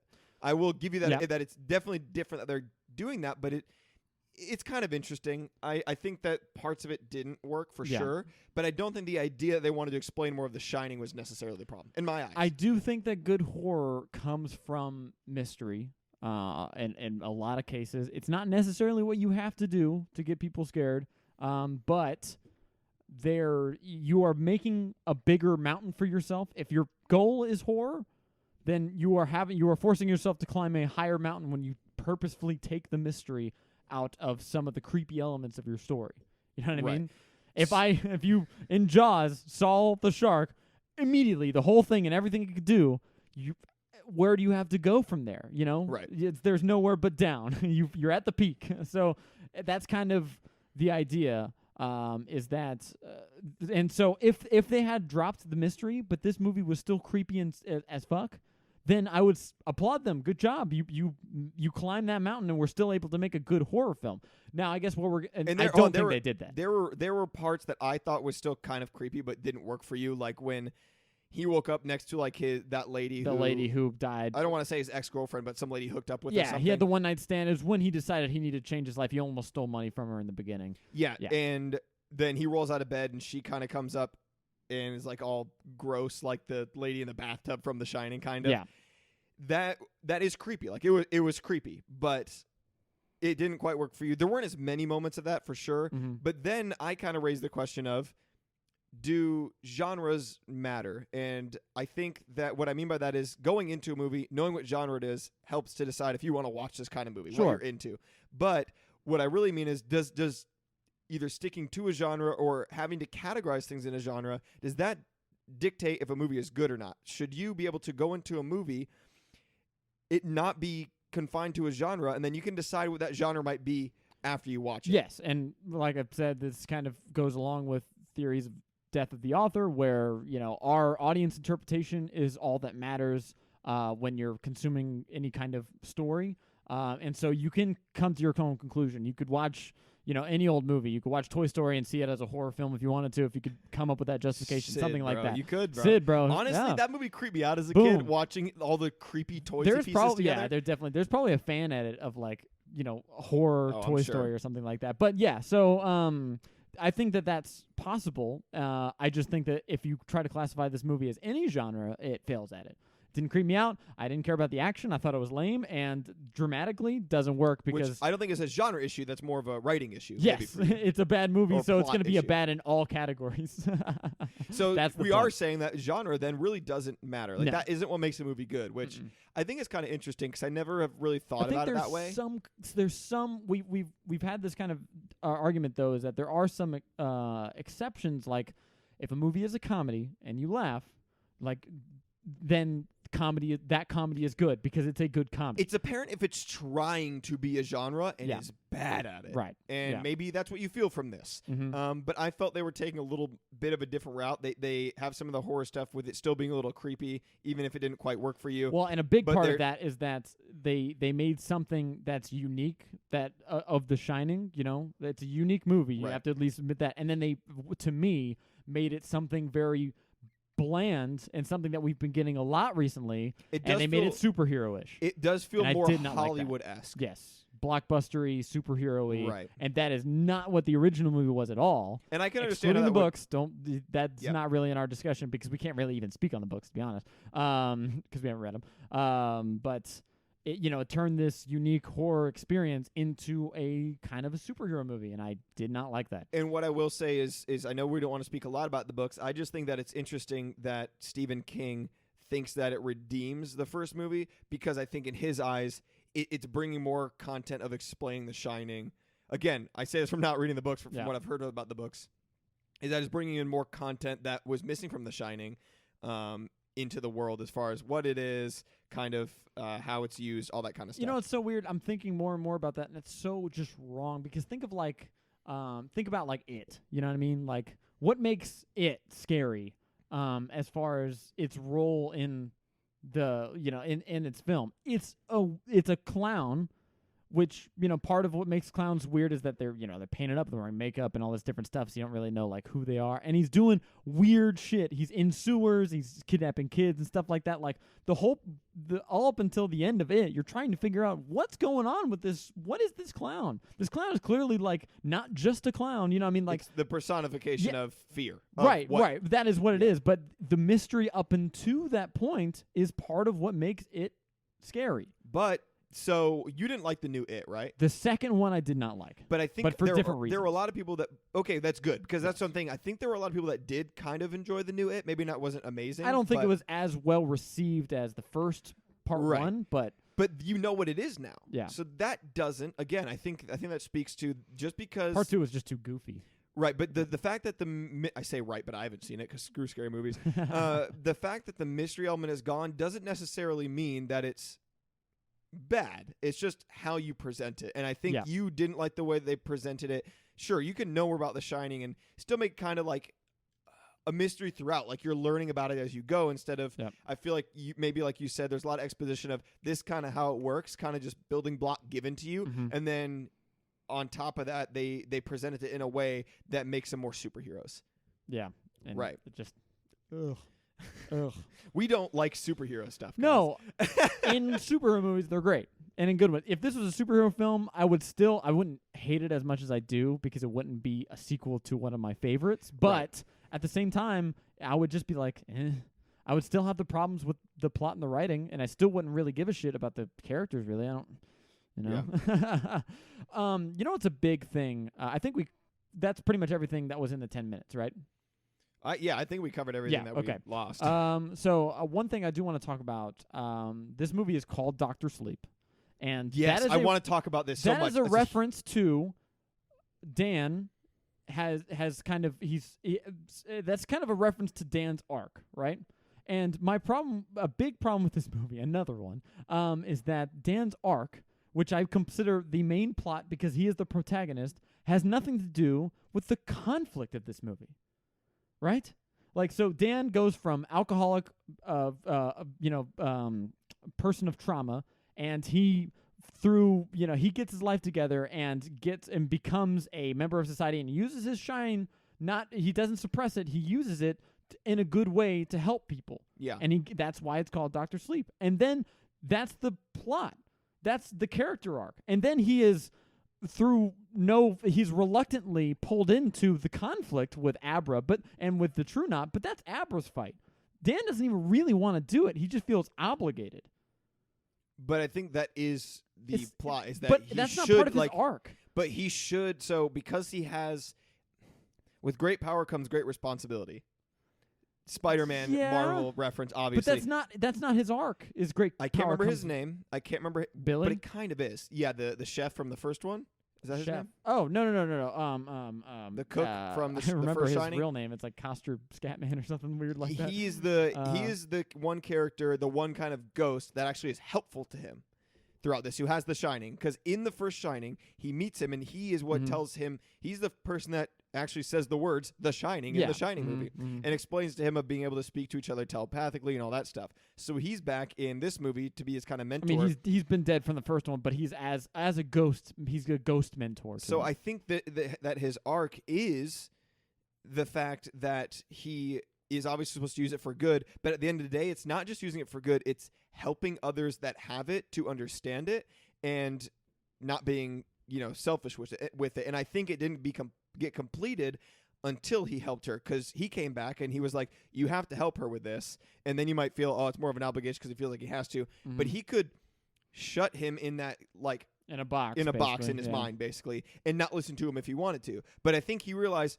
you know what, you're right. Like, with this power that I have comes this responsibility to help other people like this, or I would be, because I don't want them to. The damn Spider-Man arc, I'm gonna be pissed, bro. Come on, superhero again. Because no, but that's fine. The reason I like that arc in Spider-Man is because it speaks to not just superheroes. You know what I mean? Great power, great responsibility. But come on, I get that. But with having power The Shining is, regardless of whether you don't like the superhero-esqueness of this movie, even in the first Shining, it is alluded to that this is a special ability that this kid has.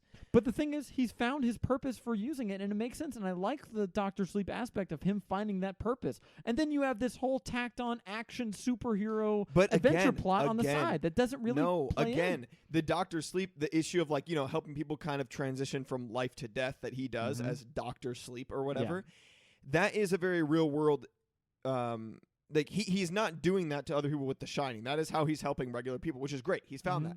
But I think that you were supposed to feel excited that he found that purpose, but the fact there is more. It's not just that. It's he is learning that his mentor, who is helping him, he kind of has to step into that role because the issues that he suffered and became homeless, he does not want that to happen to other people. And he's realizing that I have to do more than just help people who are dying. I need to help people that have this to show them that it can be used and not destroy their lives, because it destroyed mine.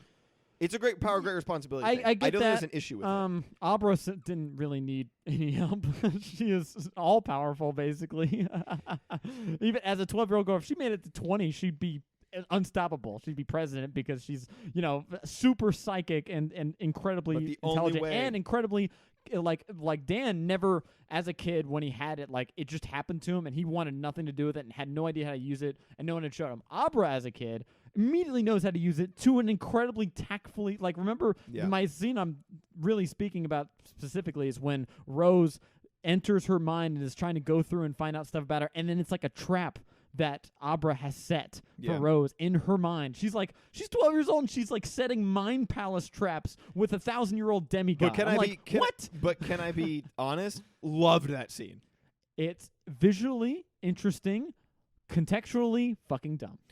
So the only reason it's contextually dumb is because she is super powerful. Massive Mary Sue. Now, so that is some of the issues that I kind of have with this movie that I think could be fixed is writing her to where she is really powerful. She is more powerful, but she doesn't know how to completely use it. You see glimmers of it here and there, but you don't know how to completely use it. Maybe at the end she kind of shows Abra's that. character should have just been replaced with somebody who was more realistically on the level that she's on. Right, but I like the idea that she is supposed to be really powerful, but doesn't know it yet. There needs to be a real active reason why Dan's a part of it. Why is Dan a part of the conflict outside of his own motivations? Why does she reach out specifically to Dan?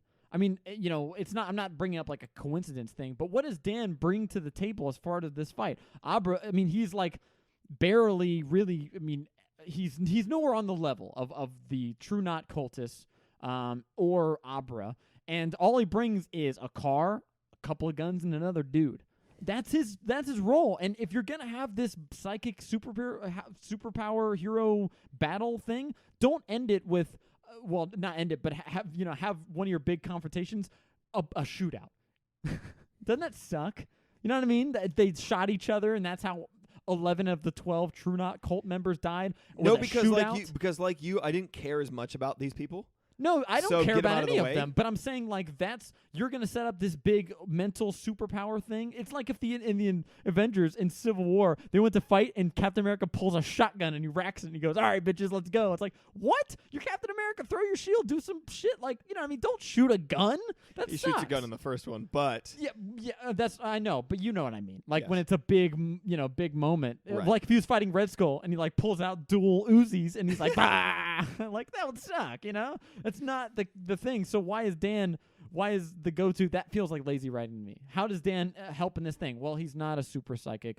I mean, he the thing he does at the end as far as like bringing his old demons out of their boxes and using them to trap down Rose. Okay, I mean that fits within contextually what you're doing, and that's kind of clever. I kind of get what you're doing there.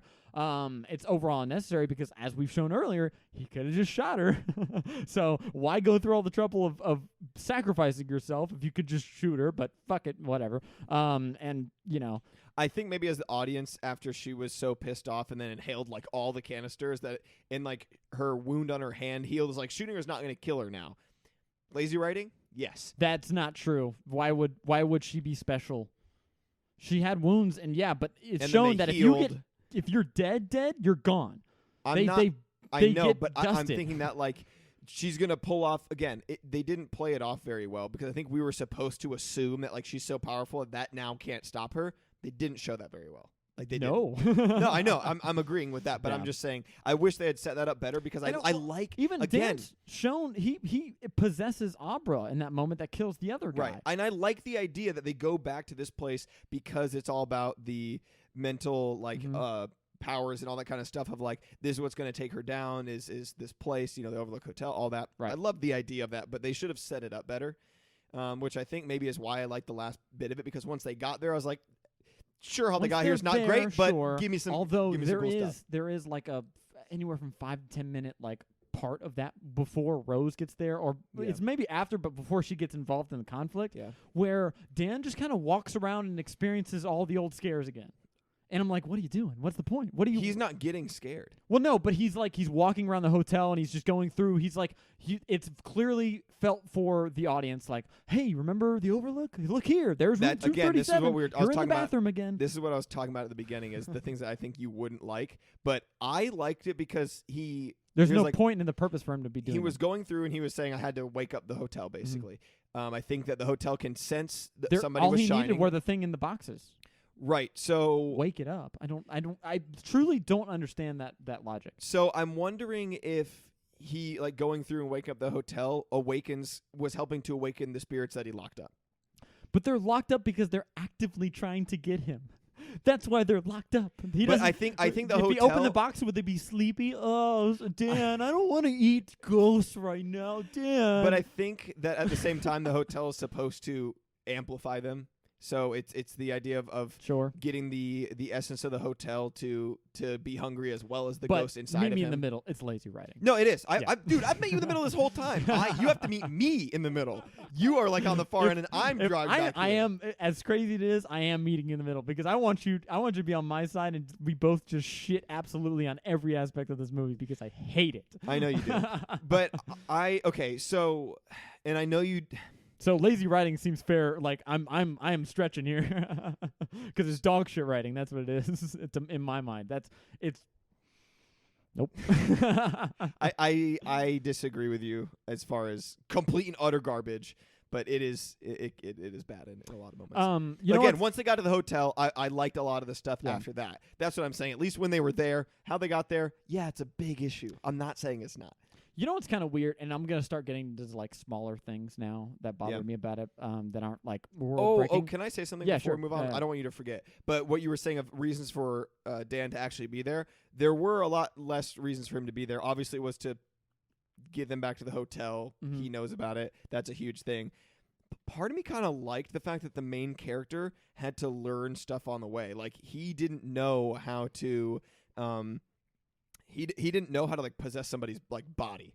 And then he did that through Abra, like, and he figured out how to do that and speak to her over long distances and stuff. So still watching the main character grow was interesting. Know how he learned how to do it. He just like tried really hard. Like I you usually said, don't like that in movies. Usually when he was like character goes search within yourself. You know it to be true, and a character goes, and then he can do something magical. You know what I mean? Well, he was saying like, all right, cool. Your mind is like a radio. I have to open up the channels, and I think maybe it's not that he didn't know how to do it. I think maybe he had an idea of maybe how, but he never really tried because he was trying to kind of either suppress his shining or lock all those things up.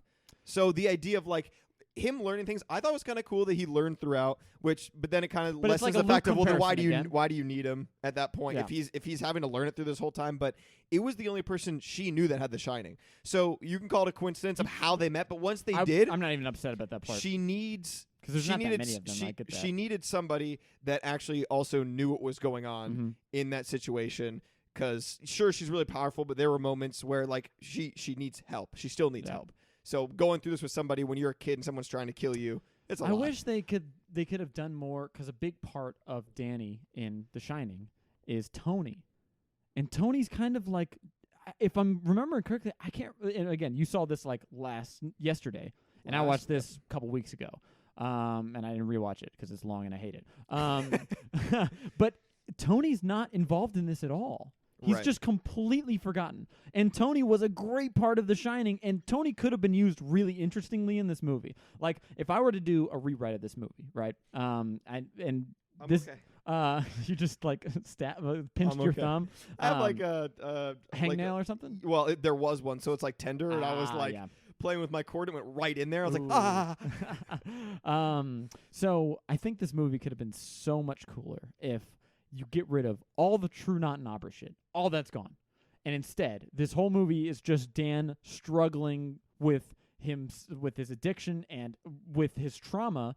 And you have your antagonist in this movie would be Tony instead of all that other shit. It's an internal struggle. It still scares. You can still have all the Overlook stuff. Maybe he has to go to the Overlook to truly face it and then figure out how to put things into boxes, and you can have all that shit, whatever, fine. But that movie to me, of him with his internal struggle and part of and having real ties to The Shining outside of superficial scares. Oh, there's the bathtub lady again. You know what I mean? Like really kind of diving deep into trauma and addiction and having him face like what his father faced, like having that connection is so much more interesting and where fear comes from, because there's a relatability there, right? Like people have abusive parent, our addiction problems and trauma and shit like that. So having a supernatural introspection on it could have been a really cool idea on how to finish Danny. And Danny doesn't need to die. Danny can end being Dr. Sleep. That could have been his ending, is that like I finally figured out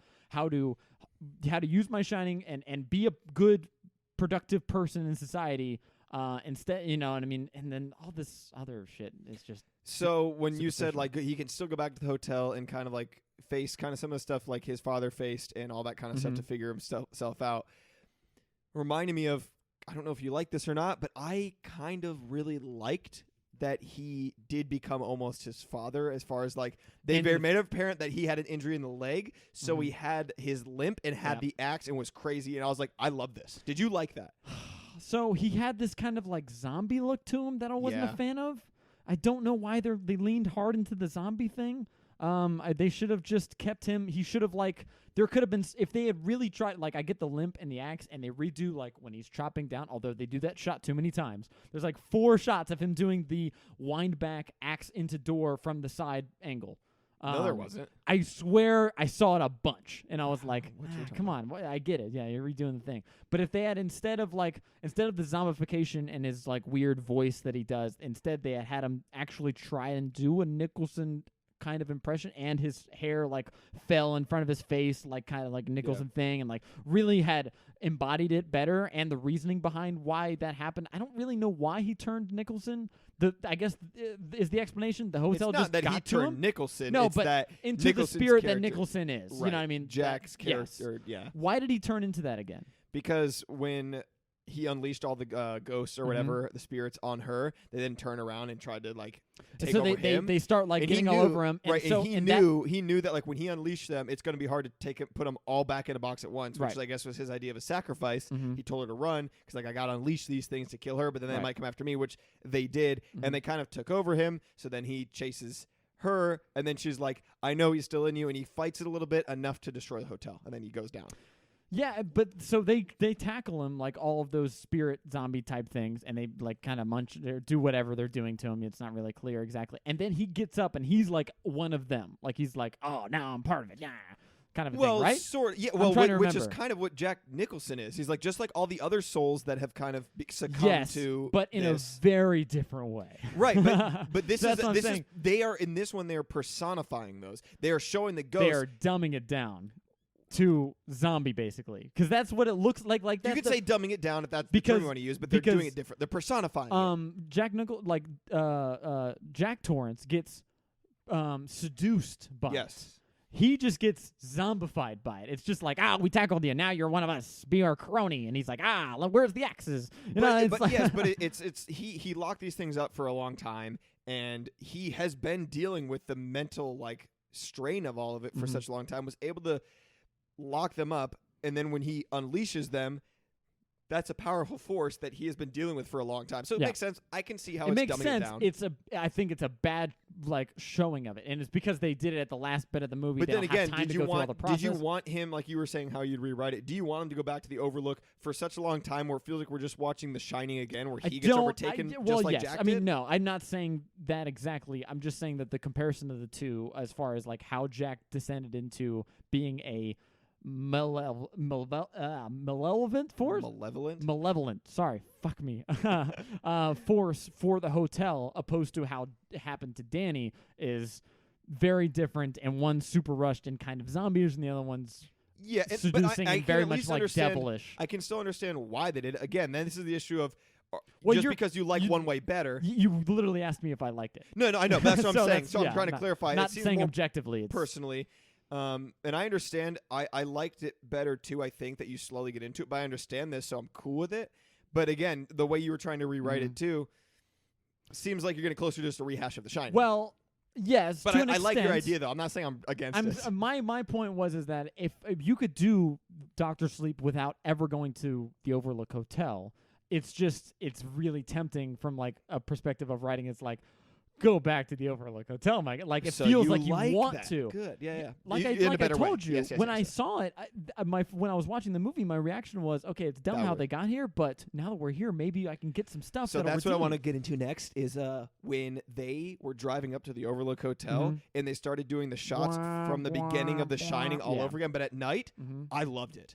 I know there's a huge nostalgia thing. Don't do nostalgia just for nostalgia, but because there was a reason for them to go there, whether it was written perfectly or Some not. of the stuff I can be okay with. Like you know, I was getting like I literally at that point I didn't have all the lights off in my house. I ran up and turned all the lights off. I was like, I'm ready. And that showed me I was like, I like The Shining. Yeah, Like exactly. it is. There's something magnetic about that movie Yeah. that draws you into it. It's not just simple The enough. Shining is better than this movie. Yeah, I have Well, said that from no, the start. I I hope we all know we this. would not be friends if you thought the other way around.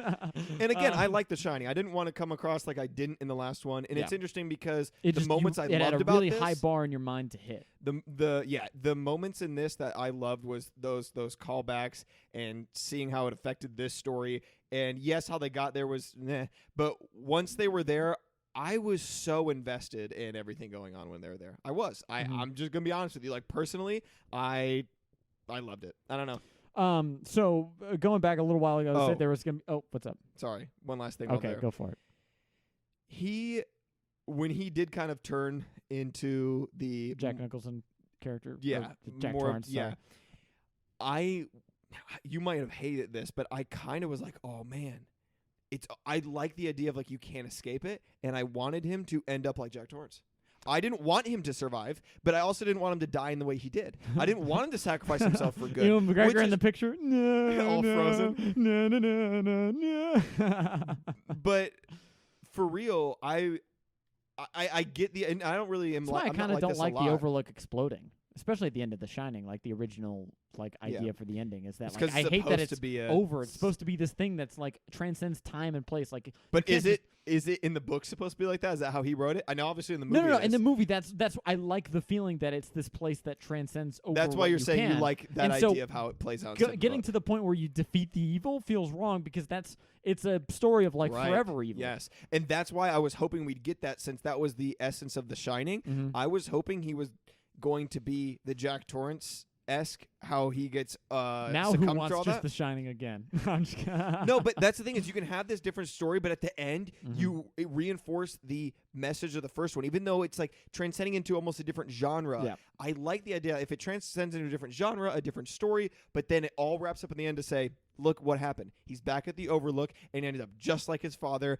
and that is that. And because I feel like that would have had such a It would've impactful been a and powerful shockful thing. ending. Yes, If- because if- it's there's a part of what's the relatability there? But you- people end up like their fathers. Sons end up like their fathers. But it's so Damaged or so not. weird because you were saying like, oh, he didn't. And I'm not saying this is wrong because this Mhm. could have been a good ending too. As you were saying, he didn't have to die. He could have been this guy or working guy in society who figured out how to use his Shining as Mhm. Doctor Sleep, transcending people from life to death. Yes, that would have been good. I think it would have been even better. This is just like, I don't know why, but I think it would have been even better if when he transitioned into the Jack Torrance type character, he didn't come back. And she got away, and somehow he ended up dying, and she kind of figured out how to, beat him in that way. And Yeah. then he dies as that, Yeah. as like it, and it just Freezes to encapsulates death? after, well, whatever, not necessarily that way, but maybe she even tricks him to get into the boiler room, and then she runs out. I don't know. I don't know. I don't care. But my whole point is, even when you transcend genres, tell a different story, that at the end it encapsulates the idea that The Shining instilled in you, that it's this cycle. yeah. I really would have liked that. I One think it would thing have I been will impactful. say about that is that Danny and Jack are very different people and characters. So I don't know. I don't know if it would have felt right for Danny to end up like Jack, Especially after fighting necessarily. for 40 years. And then Yeah, he just because I mean, dies. he his like some of his earliest memories and trauma is all anti-Jack. Like I Yeah. hate that. Like he has been the most negative force in my life. Now they struggle with the same addiction, Yeah. alcoholism, but it's not I don't see like the problems Jack had of like feeling like a failure and pressure and not being up to anything aren't necessarily the same pressures I ever saw Danny having. Not that Danny was ever a success, but I mean, it's not. He didn't want to be a writer. He just wanted to be okay. Yeah. So I don't know, but yeah. But what I will say is, the ending they chose, I think I would have rather had your ending or mine. Oh, for sure. Yeah. The main takeaway here is that True Knot and Abra are not important to the story of this. Right? What do you mean? Like my we're saying cut, both of our ending have both of our cuts of this movie don't really include anything to do with that, and Yeah. they feel tacked on to this well, story. yes and no, because if he did die in the Overlook Hotel and then she got away and you have a final shot of something like her, why is Abra in this movie in your cut? because then it almost gives this idea of, okay, now she's almost the next Dan. Or the next Danny. Jack. They're all Jacks, basically, right? That's Yeah. And whether she goes back or not, that you have this idea of, well, she got away, but so did Danny. Now what's going to happen? Adds mystery to it, yeah. which I think could have been cool. I think ending this kind of movie on a mystery definitely would have helped. So I know, like, I'm Yeah. tagging on with you with that aspect, especially when you go back to the Overlook Hotel, because that's the point where you do kind of bleed into more of similarities to the first movie. Yeah. Even if you're straying away from that for other parts. Another big thing is that I wanted to address is the recasting of all the main characters from the first movie. Okay, so Jack Nicholson is way too old and has unfortunately started to kind of like lose himself into dementia. It's kind of sad. I was thinking in the scene with where Jack is the new Lloyd as the bartender and he's talking to Dan. God, if Jack Nicholson had come back. That would have been awesome. So I was even thinking the same thing. honestly, this might suck, and this movie definitely didn't have the budget for this. But if they did like one of those things where they put his face with CGI over the other guy's face because that other guy just did not have the gravity. And it's not his fault. He's just an actor. The biggest thing, Jack Nicholson is Jack Nicholson. The biggest thing to me was that he didn't have his voice. No, because that would have made the world of a difference, if not fixed it 99%. I mean, I'm okay with him recasting. acting a little different because it's almost the interpretation in his mind. Yeah. So the bartender, even he's in the The new Shining, Lloyd, less so the new Jack. And Lloyd was very much just kind of he's the seductress. Plain, he's just, but he was also like very monotone. Mm-hmm. He seducted him in what he said, but it wasn't how Jack acted. Right. But if his voice was like him, I would have believed it so much more. Yeah. So I even put like maybe what they should have had him try to impersonate or find a good impersonator or something. Yeah, something there. I don't know. So I thought that scene was cool and powerful, but it could have been more. If Kubrick's like billion hours of footage that he took trying to make The Shining and just cut together Jack Torrance's things. Because imagine if they only showed like the back of a head and you only heard voice and it was actual Jack Nicholson's voice, that they had somehow cut together enough footage and they made it work. Oh, man, that would have creeped me out. Yeah. That would have got me. So not this fucking movie, though. So what do you think about his mom and him as a kid being recast? The recasting of the mom is too attractive. Sorry, that's just not how Shelley Duvall looked. And it's like, why do you need, like, it's cast somebody who, I mean, she got the look, I guess, and she did the thing, and she kind of got the cadence of the voice. Can I say that the cadence of the voice, the way she acted, I thought was spot on. I thought it was great than I have, because I didn't like her in the original movie, and it was didn't like her in this one either. So no, but perfect. the point of like how she acted just seemed very off. But and she nailed every point of like weird offness that the other actors had. Yeah. So I was like, that was convincing. I could tell in the face. But the thing is even that part of the character is like the way she acts is off, and the way she sorry, Shelley Duvall, I think you're dead now. The way she looks is a little off too, and that plays in. Just like if they cast a Jack Nicholson that was like hot, instead of in The Shining, if they cast hot Jack Nicholson, and it would be weird, right? Because he couldn't do the faces he does. It's just she did look similar, but there you could tell it was not the same person. Yeah, and it was like that was like a pretty woman, like not like a Shelley Duvall. The one that I think was closest to the recasting that I had the least problem with was the chef guy. Yeah, for sure. No, I think having that was him a come pretty back good, and stuff. Yeah. But there were a lot of scenes that even as Danny, I felt like this isn't Danny, the kid. I was like, this isn't Danny. I felt like I didn't feel the same. And there were some scenes that I was like, so I understand setting up some of the new stuff, having get new casts and stuff, but there were some scenes that they reused some of the actors, the new actors, that they could have just pulled from the movie. Yeah. The beginning when he was going through the overlook and he was cycling through the hallways and looked back at 237. Why? Completely. It was the new, and I was like, oh, they're using a shot from the old one. And as I'm watching, I'm typing on a note. I said, did they reshoot this? Did they remaster this? Then the kid turns around. I go, that is not the same kid. Why did they? And I know why. You would have tell the film difference. You would have. I mean, they could do an HD remaster, I guess, but you'd be able to tell the difference between the shot on film and the shot digitally. Right, but. So of the cut, I bet. The reason they did it, what I'm assuming, which makes sense, is because they had more footage they needed to do with Danny as a child, his mom, Jack Nicholson's Jack, and all that. So and if they reused that first scene and then it was a different actor in the new one, would have been kind of weird. They didn't have to. If they never showed his face, the original. I mean, you're already making the jump that the old Danny, like from that. This is the Danny kid that was from the old movie, so you know what the Danny looks like from The Shining, and now you already have to make that leap. So I don't know, do it again. Who cares? But they're this kid the same age. Huh? They're the same age if you use the old actor and the new actor. Is that what you're saying? No, I'm saying you've seen The Shining. You know what Danny looks like as a kid in that movie. Yeah. And then in this one, when they have kid Danny, he looks different because it's a different actor. You already have to make that leap going into this movie. So if they had reused footage from the first one and then used another kid actor in new footage, you already made the leap once. I mean, what's stopping you from doing it again? Because it's within the same movie, so it really takes you out, I feel like. I guess so. Idea. But I don't know. I wish they had reused some of the footage. Could have just used the back of his head, and I don't think you would have been able to. So one piece of footage when they were back, I think they were in the Overlook Hotel. They reshot the scene where Jack Nicholson as Jack Torrance was going up the stairs with the axe, Yeah. and what's her name was holding the bat and like trying to Mhm. swipe at him. They refilmed that with Yeah. the new actors. Yeah. And I was like, why did you not use the footage from before? No clue, especially since, I mean, Nickel, I mean, they're both not, I guess it's the same reason. They They were so dedicated that mom- they've used them already. They didn't want to change it. But yeah. especially for that scene, I was like, this doesn't, I didn't like it. But There are a couple weird things I want to talk about. One being, and this is just kind of funny over anything else, how come there's a device that you can store the shine of children inside of? I don't have an answer for you. Isn't that dumb? Yeah. That someone can invent a device that holds supernatural. That's some Ghostbusters shit right there, my They've guy. been around for hundreds of years. So, again, that's a nitpick, I feel like, because I feel It like is, whatever. it but, is, But but yeah, I have no it's idea. dumb when like every time I saw those cylinders and it's like psst, and I'm like, it's like Monsters Inc.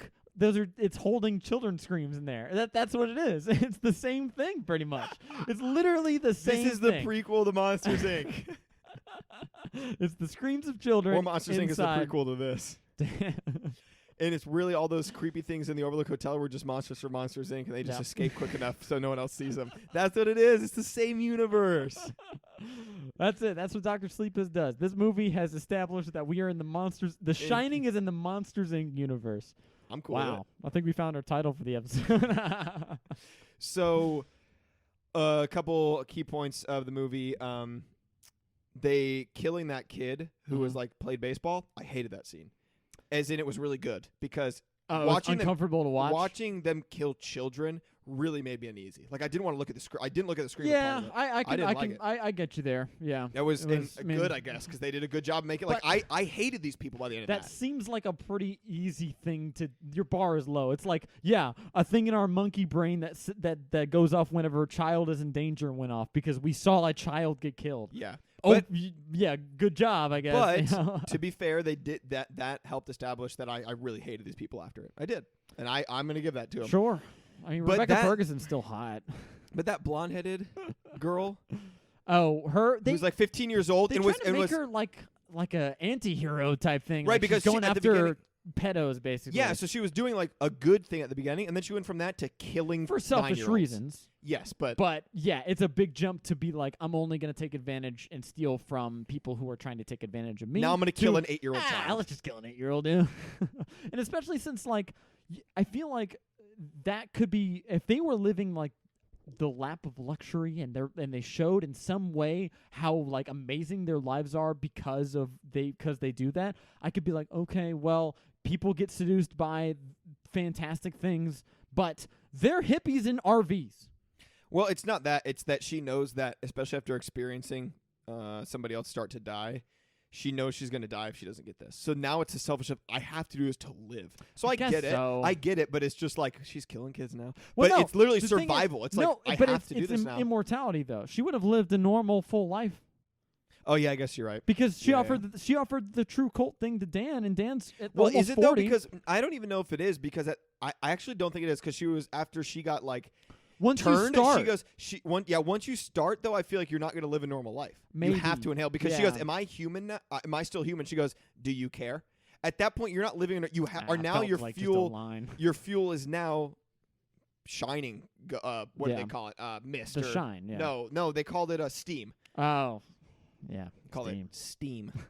Let me get your steam, kid. Another thing that I actually really liked, and maybe that's part of the reason I was more okay with them switching genres a little bit, was the scene where she trapped her in her head when she was like flying in, looked really cool, being in the room, all the stuff There's that a she way did, they could have done that. the way to that be she interesting. shoved her back like actually. thousands of miles, and then it like she went into her body and knocked off the RV. I was like, It's some the Doctor Strange shit, but visuals- yeah, it was visually interesting. I literally yeah. was like verbally, because if I'm really into something, I verbally, even if no one else is there. Whoa. No, for real, I was like, oh, dude, like I really liked it. But It then you have felt to swallow very. the giant horse pill that is, a 12-year-old kid just outsmarted this demigod. I already got 1,000-year-old. past that. So she's not a demigod. Why do you keep saying that? She's just powerful in the In Shining. comparison to a normal dude, yes, she is. She's 1,000 years old. What do you mean? She's not a demigod. Anyways, she's not half god. But anyways, Pretty much. Pretty much. anyways, it felt almost very Inception-y to me. Like just the mind. Yeah, I was thinking Doctor I Strange, but love yeah, the same thing. idea of like the mind fights. Yeah. And I wish they did more of that instead of just shooting each other. These like cool like mind battles were super super dope to me. The way they were portraying it, and like that is the stuff that I like to see out of The Shining. Yeah. Like sure it felt more superhero-y, but to me it felt more like if they were going to go that direction, at least go harder into it instead of like, how are we going to defeat the psychic vampires? This is America, honey. Like, but I liked it. I was very audible with that, and I was okay. A huge issue that I had, because I feel like I haven't mentioned any issues except the ones I agree with for you. When the main rosy hat lady was talking to her like right-hand man dude, and he was like, okay, so she's super powerful, like after this happened or whatever. It's like, she's super powerful. Actually it might have been before, it doesn't matter, whatever. He's like, okay, do we still try to get her, or do we try to turn her? And she's like, we don't turn her. And like, turn her onto our side, because we can't have somebody that powerful. It's like, she's doing things that you can't fathom. And she's basically at the point where it's like, she's probably going to kill you, man. Like, if you're smart, she's already doing this thing. She's 12 years old. And you turned somebody, the blonde-haired chick, you turned somebody who is for sure less powerful. But so why would you not want somebody that's powerful on your side? I guess from Rose the Hat's perspective, it's a challenger to the throne of the True Knot, right? Somebody eventually she's gonna get older and she's gonna get like, why am I following her? I could beat her ass any day. It's a threat to her, right? So for her personally, I guess it kind of I guess it makes sense. Maybe the guy who's already under someone more powerful probably would have thought. Yeah. I mean, he's got a long time of history of Rose the Hat never failing. Yeah. You know what I mean? So there's probably a lot of trust built there. Yeah. Dumbly.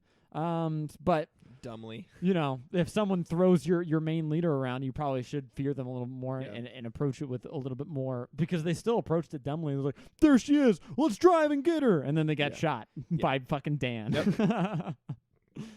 Dan and Billy. So, a lot of the issues that I have with it are like the just quick dumb decisions that they make in this, which I get can take people out for sure. Yep. It takes me out a lot of things. The reason that I didn't hate this movie was because there were a lot of those quick dumb decisions, but the overall idea of the story they were going through intrigued me enough to when something dumb happened, I'm like, why are you okay, let's keep going. Enough to where, and then by the end they got to the last third, which I really enjoyed. Really brought back the Shining vibes, and I like that. So that capped it off really well for me. So that's kind of the reason that I overall like it. But another thing, who is Kizal in me? Hold on one second. Not us, to the person call. I'm calling. So another thing that was the girl, the like 12-year-old girl, main girl. We haven't addressed her name. Abra, yeah, we have.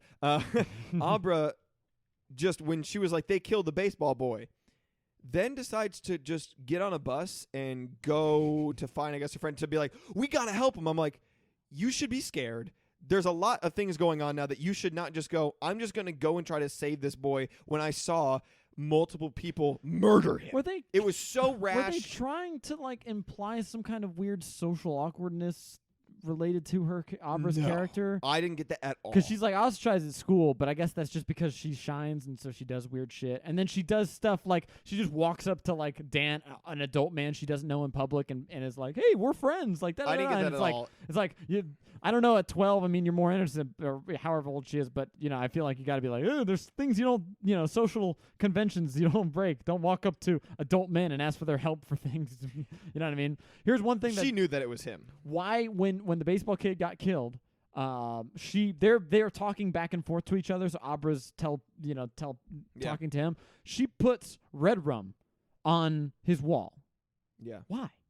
That was the most just throwing nostalgia from vast movie. The only thing I can think of is that she's in his head, and so she's like rooting through his memories, knows that was like a big deal to him, and then threw it up there. But that's a dick move, if so. That was like, yeah, thanks for bringing up my fucking massive PTSD, little girl. Now I want to help you. That was a very specific thing he did, not just a Shining thing, I assume. And it's Tony, too, because I don't even know if Well, you were talking like Tony should come back, but in this movie they were talking about like when they had their first conversation, when they first met up, Abra and Dan, they were talking about The Shining, and he was like, yeah, when I was young, I called it Tony. I thought it was my imaginary friend Tony. Mm-hmm. So is Tony's really The Shining, but is Tony an actual person? Like, you know what I mean? Like, is it something within The Shining that's actually speaking to him, or is it just The Shining and that's what he called it? That's how he communicated really The Shining make any out. sense though, because in The Shining, his if Tony is just his Shining, it has a personality and does things differently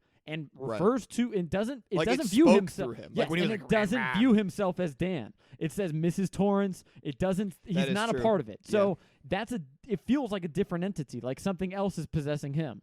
Yeah. Right? Which so, is an aspect of The Shining, but for him, that's a character within The Shining. So for him to just call it that, no one else's that were shown has a personality to them. No one else's Shining has a personality to them. Yeah. So it's kind of weird that they're just. It's almost like he was being. Tony is some other spirit who was possessing him during the Shining. Yeah. To help him out. It's like the chef from The Shining coming back and helping out and being a mentor, except he's like taking direct control in a moment of crisis to try to help him out. You know what I mean? Right. But that's not very well explained in this Dr. Sleep movie. And just calling it simply that I called it Tony as my Shining is I feel way undersimplifying it. Yeah, I agree. I would agree with not that. really diving deep into one of the more interesting parts of Dan's character, but I hit everything. I think that's pretty much it. Yeah. Yeah. I'm done. I'm over it. This movie sucked. It Just did. kidding. I'm not kidding. Did I change any of your mind? Like, did I make at least some good points where you can understand where I'm coming from with some of the reasons I like it? Did you say that many positive things about this movie other than you talked about the ending? I only brought up at the end, I said, I have something I didn't like. I'm interested in this because all the bad stuff was initiated by you, and I just agreed with you. But I brought up reasons I liked it a lot. Right. I'm saying, but I'm trying to think because, I mean, even stuff at the end with, again, I mean, the reasoning as far as getting to the Overlook is really undercuts all the action that happens there. And I think what I mean is I think I made it apparent or tried to make it apparent that I think some of the reason, I'm not saying all of it, again, this movie is definitely not perfect, but that you disliked a lot more than mine is you have a deeper connection to The Shining than I did. And so you have a lot of personal feelings of where you wanted this to go. Well, but don't totally subjective. I have a lot of valid objective complaints. Literally, about this movie. why do you think I started the statement with, this is not it? There are a lot of reasons this movie is definitely not perfect. But I'm saying, I think I hope that I address some of the things that were more subjective than others. There are a lot of objectives for sure, but there are a couple subjective things that you have that is, I think, the main reason that I can give this movie I enjoyed it, because the subjective things that you had, I didn't have, and then you mix that with the last third that I did like, made it not bad for me. You know what I mean? Yeah, I get that. From looking at this movie as objectively as possible, outside of my own personal feelings for The Shining, like I said, if this was, I guess I would be in the but there are a lot of problems with how this is written and how it's set up in the plot. And I was able to excuse a lot of the objective things. I don't even think it's not. I don't. There's no performances acting wise that blew me away in this. But I will say I was able to excuse a lot of the objective things because of some of the things that I liked that brought me back to The Shining. And I don't know.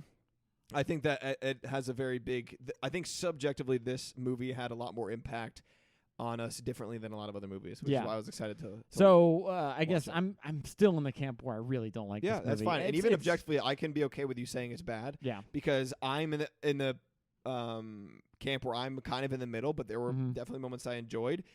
But that's excusing some of the objective stuff. Yeah. So I can understand. Like subjectively, this is on my lower. This is we're bumping Ready Player One stuff right now for me with this movie. And objectively, I can still say it's bad. It's not, but it's not like the worst movie ever made or anything like that. Certainly, but it is definitely not well made, though. I will not. Oh, last thing to top this off, it's called The Shining, and I feel like I'm sorry. The first one's called The Shining. This one's called Dr. Sleep. This one talked about and addressed The Shining more. Where I feel like this one should be called The Shining, and the other one should be called I don't know anything else. The Overlook Hotel. I don't know, but I mean I get that, yeah. But at the same time, again, one of the reasons I like The Shining being called The Shining because you kind of go like, why is it called The Shining? That's kind of part. It's again. You almost like mystery a little too much. You like to work for your movies a lot, so that's fun. It depends. I don't know. It I can mean, be. I like things like Hobbs and Shaw, where I can just walk in and go, hee hee hee, big man beat up little man. There is a That's middle ground totally for fine. this is so funny, and then I gotta work for this. Sure. There's a middle ground. There is a middle ground. It's like, like I really like, I'm Avengers trying to- movies are Yeah, middle ground yeah, too. there's, Star like, Wars movies are middle Avengers ground. movies make me feel something. They're not terribly written by any means, and they also have great action. It's fun spectacle stuff to do, all that stuff. A good movie that's Yes. also middle ground. That's not just a weird blockbuster. Whiplash is middle ground. You don't really have to work for it, but there are some good points and You stuff. can though. You can dive like deeper into that and try to get more but out there's of it. not. You don't have to like. You kind of But yes. understand the majority It's of not what like the story. this or like enemy or something like that where you're really trying to squeeze every scene out of something but yeah, With that being said, go watch Doctor Sleep. nope, don't. If you made We it this far, agreed. if you listen to all of this and you still haven't watched it, just don't. Like what you know what I mean? What do you hope to gain there? Just fast forward to the last third of the movie where they go back to the Overlook Hotel because it's the best part. Yes. Watch the Mind Palace fight and then skip to the last where they're actually at the Overlook Hotel and go, yep, that was in the movie. That was in the movie. That was in the movie. Okay, credits. We're done. All right, credits. Time for the best part of the movie, the credits. Midnight in the middle of the night. I do like that song. All right, well, thank you guys for listening to this episode of That's Movies, Brother, and thank you for watching if you're watching this on YouTube. Thanks, YouTubers out there. Still pushing it because it is still recent that we are pushing the YouTube Yep. stuff. If you are listening to this on any podcast audio platform, we are on YouTube now. If that is your bread and butter. Audio will still always be there. It'll always be up first, also because it's easier. So. Yep. So yeah, if you're listening to this on Apple Podcast, we would appreciate a review because on Apple Podcast reviews help push Yep. the podcast. So They if make you us like look what- legit, if If you we like- ever wanted to have Michael J. Fox on for our Back to the Future series, he's gonna look at the Apple reviews. You know what I mean? He's gonna be like, "Oh, what? You don't have 1,000 positive Apple reviews?" Pfft. Well, we're gonna get Matt Eisman on the Yeah. one of the next episodes. So. All right, so yeah, we appreciate it. Go follow at That's Movies God, Brother. Matt is massive. Like, can you imagine? He's trying to sit in between us. He's like towering over both of us because he's a big boy. He is a big dude. All right, yeah, go follow us. That's Movies Brother on Instagram. Follow me at Tyler C. Gillette on Instagram. I'm pretty sure shoulder to shoulder, Matt and Akbar could not fit in our set. Are we going another hour? Because I thought I was wrapping up, but I thought you I'm were just ready to wrap up. I'm thinking of the scale, and it's like, no, they don't fit. They don't. Don't follow Nate on anything. Yep. We're done, and we will. Our right answer's on Quora. Quora. Nate Marhef. And with that, goodbye. Yeah.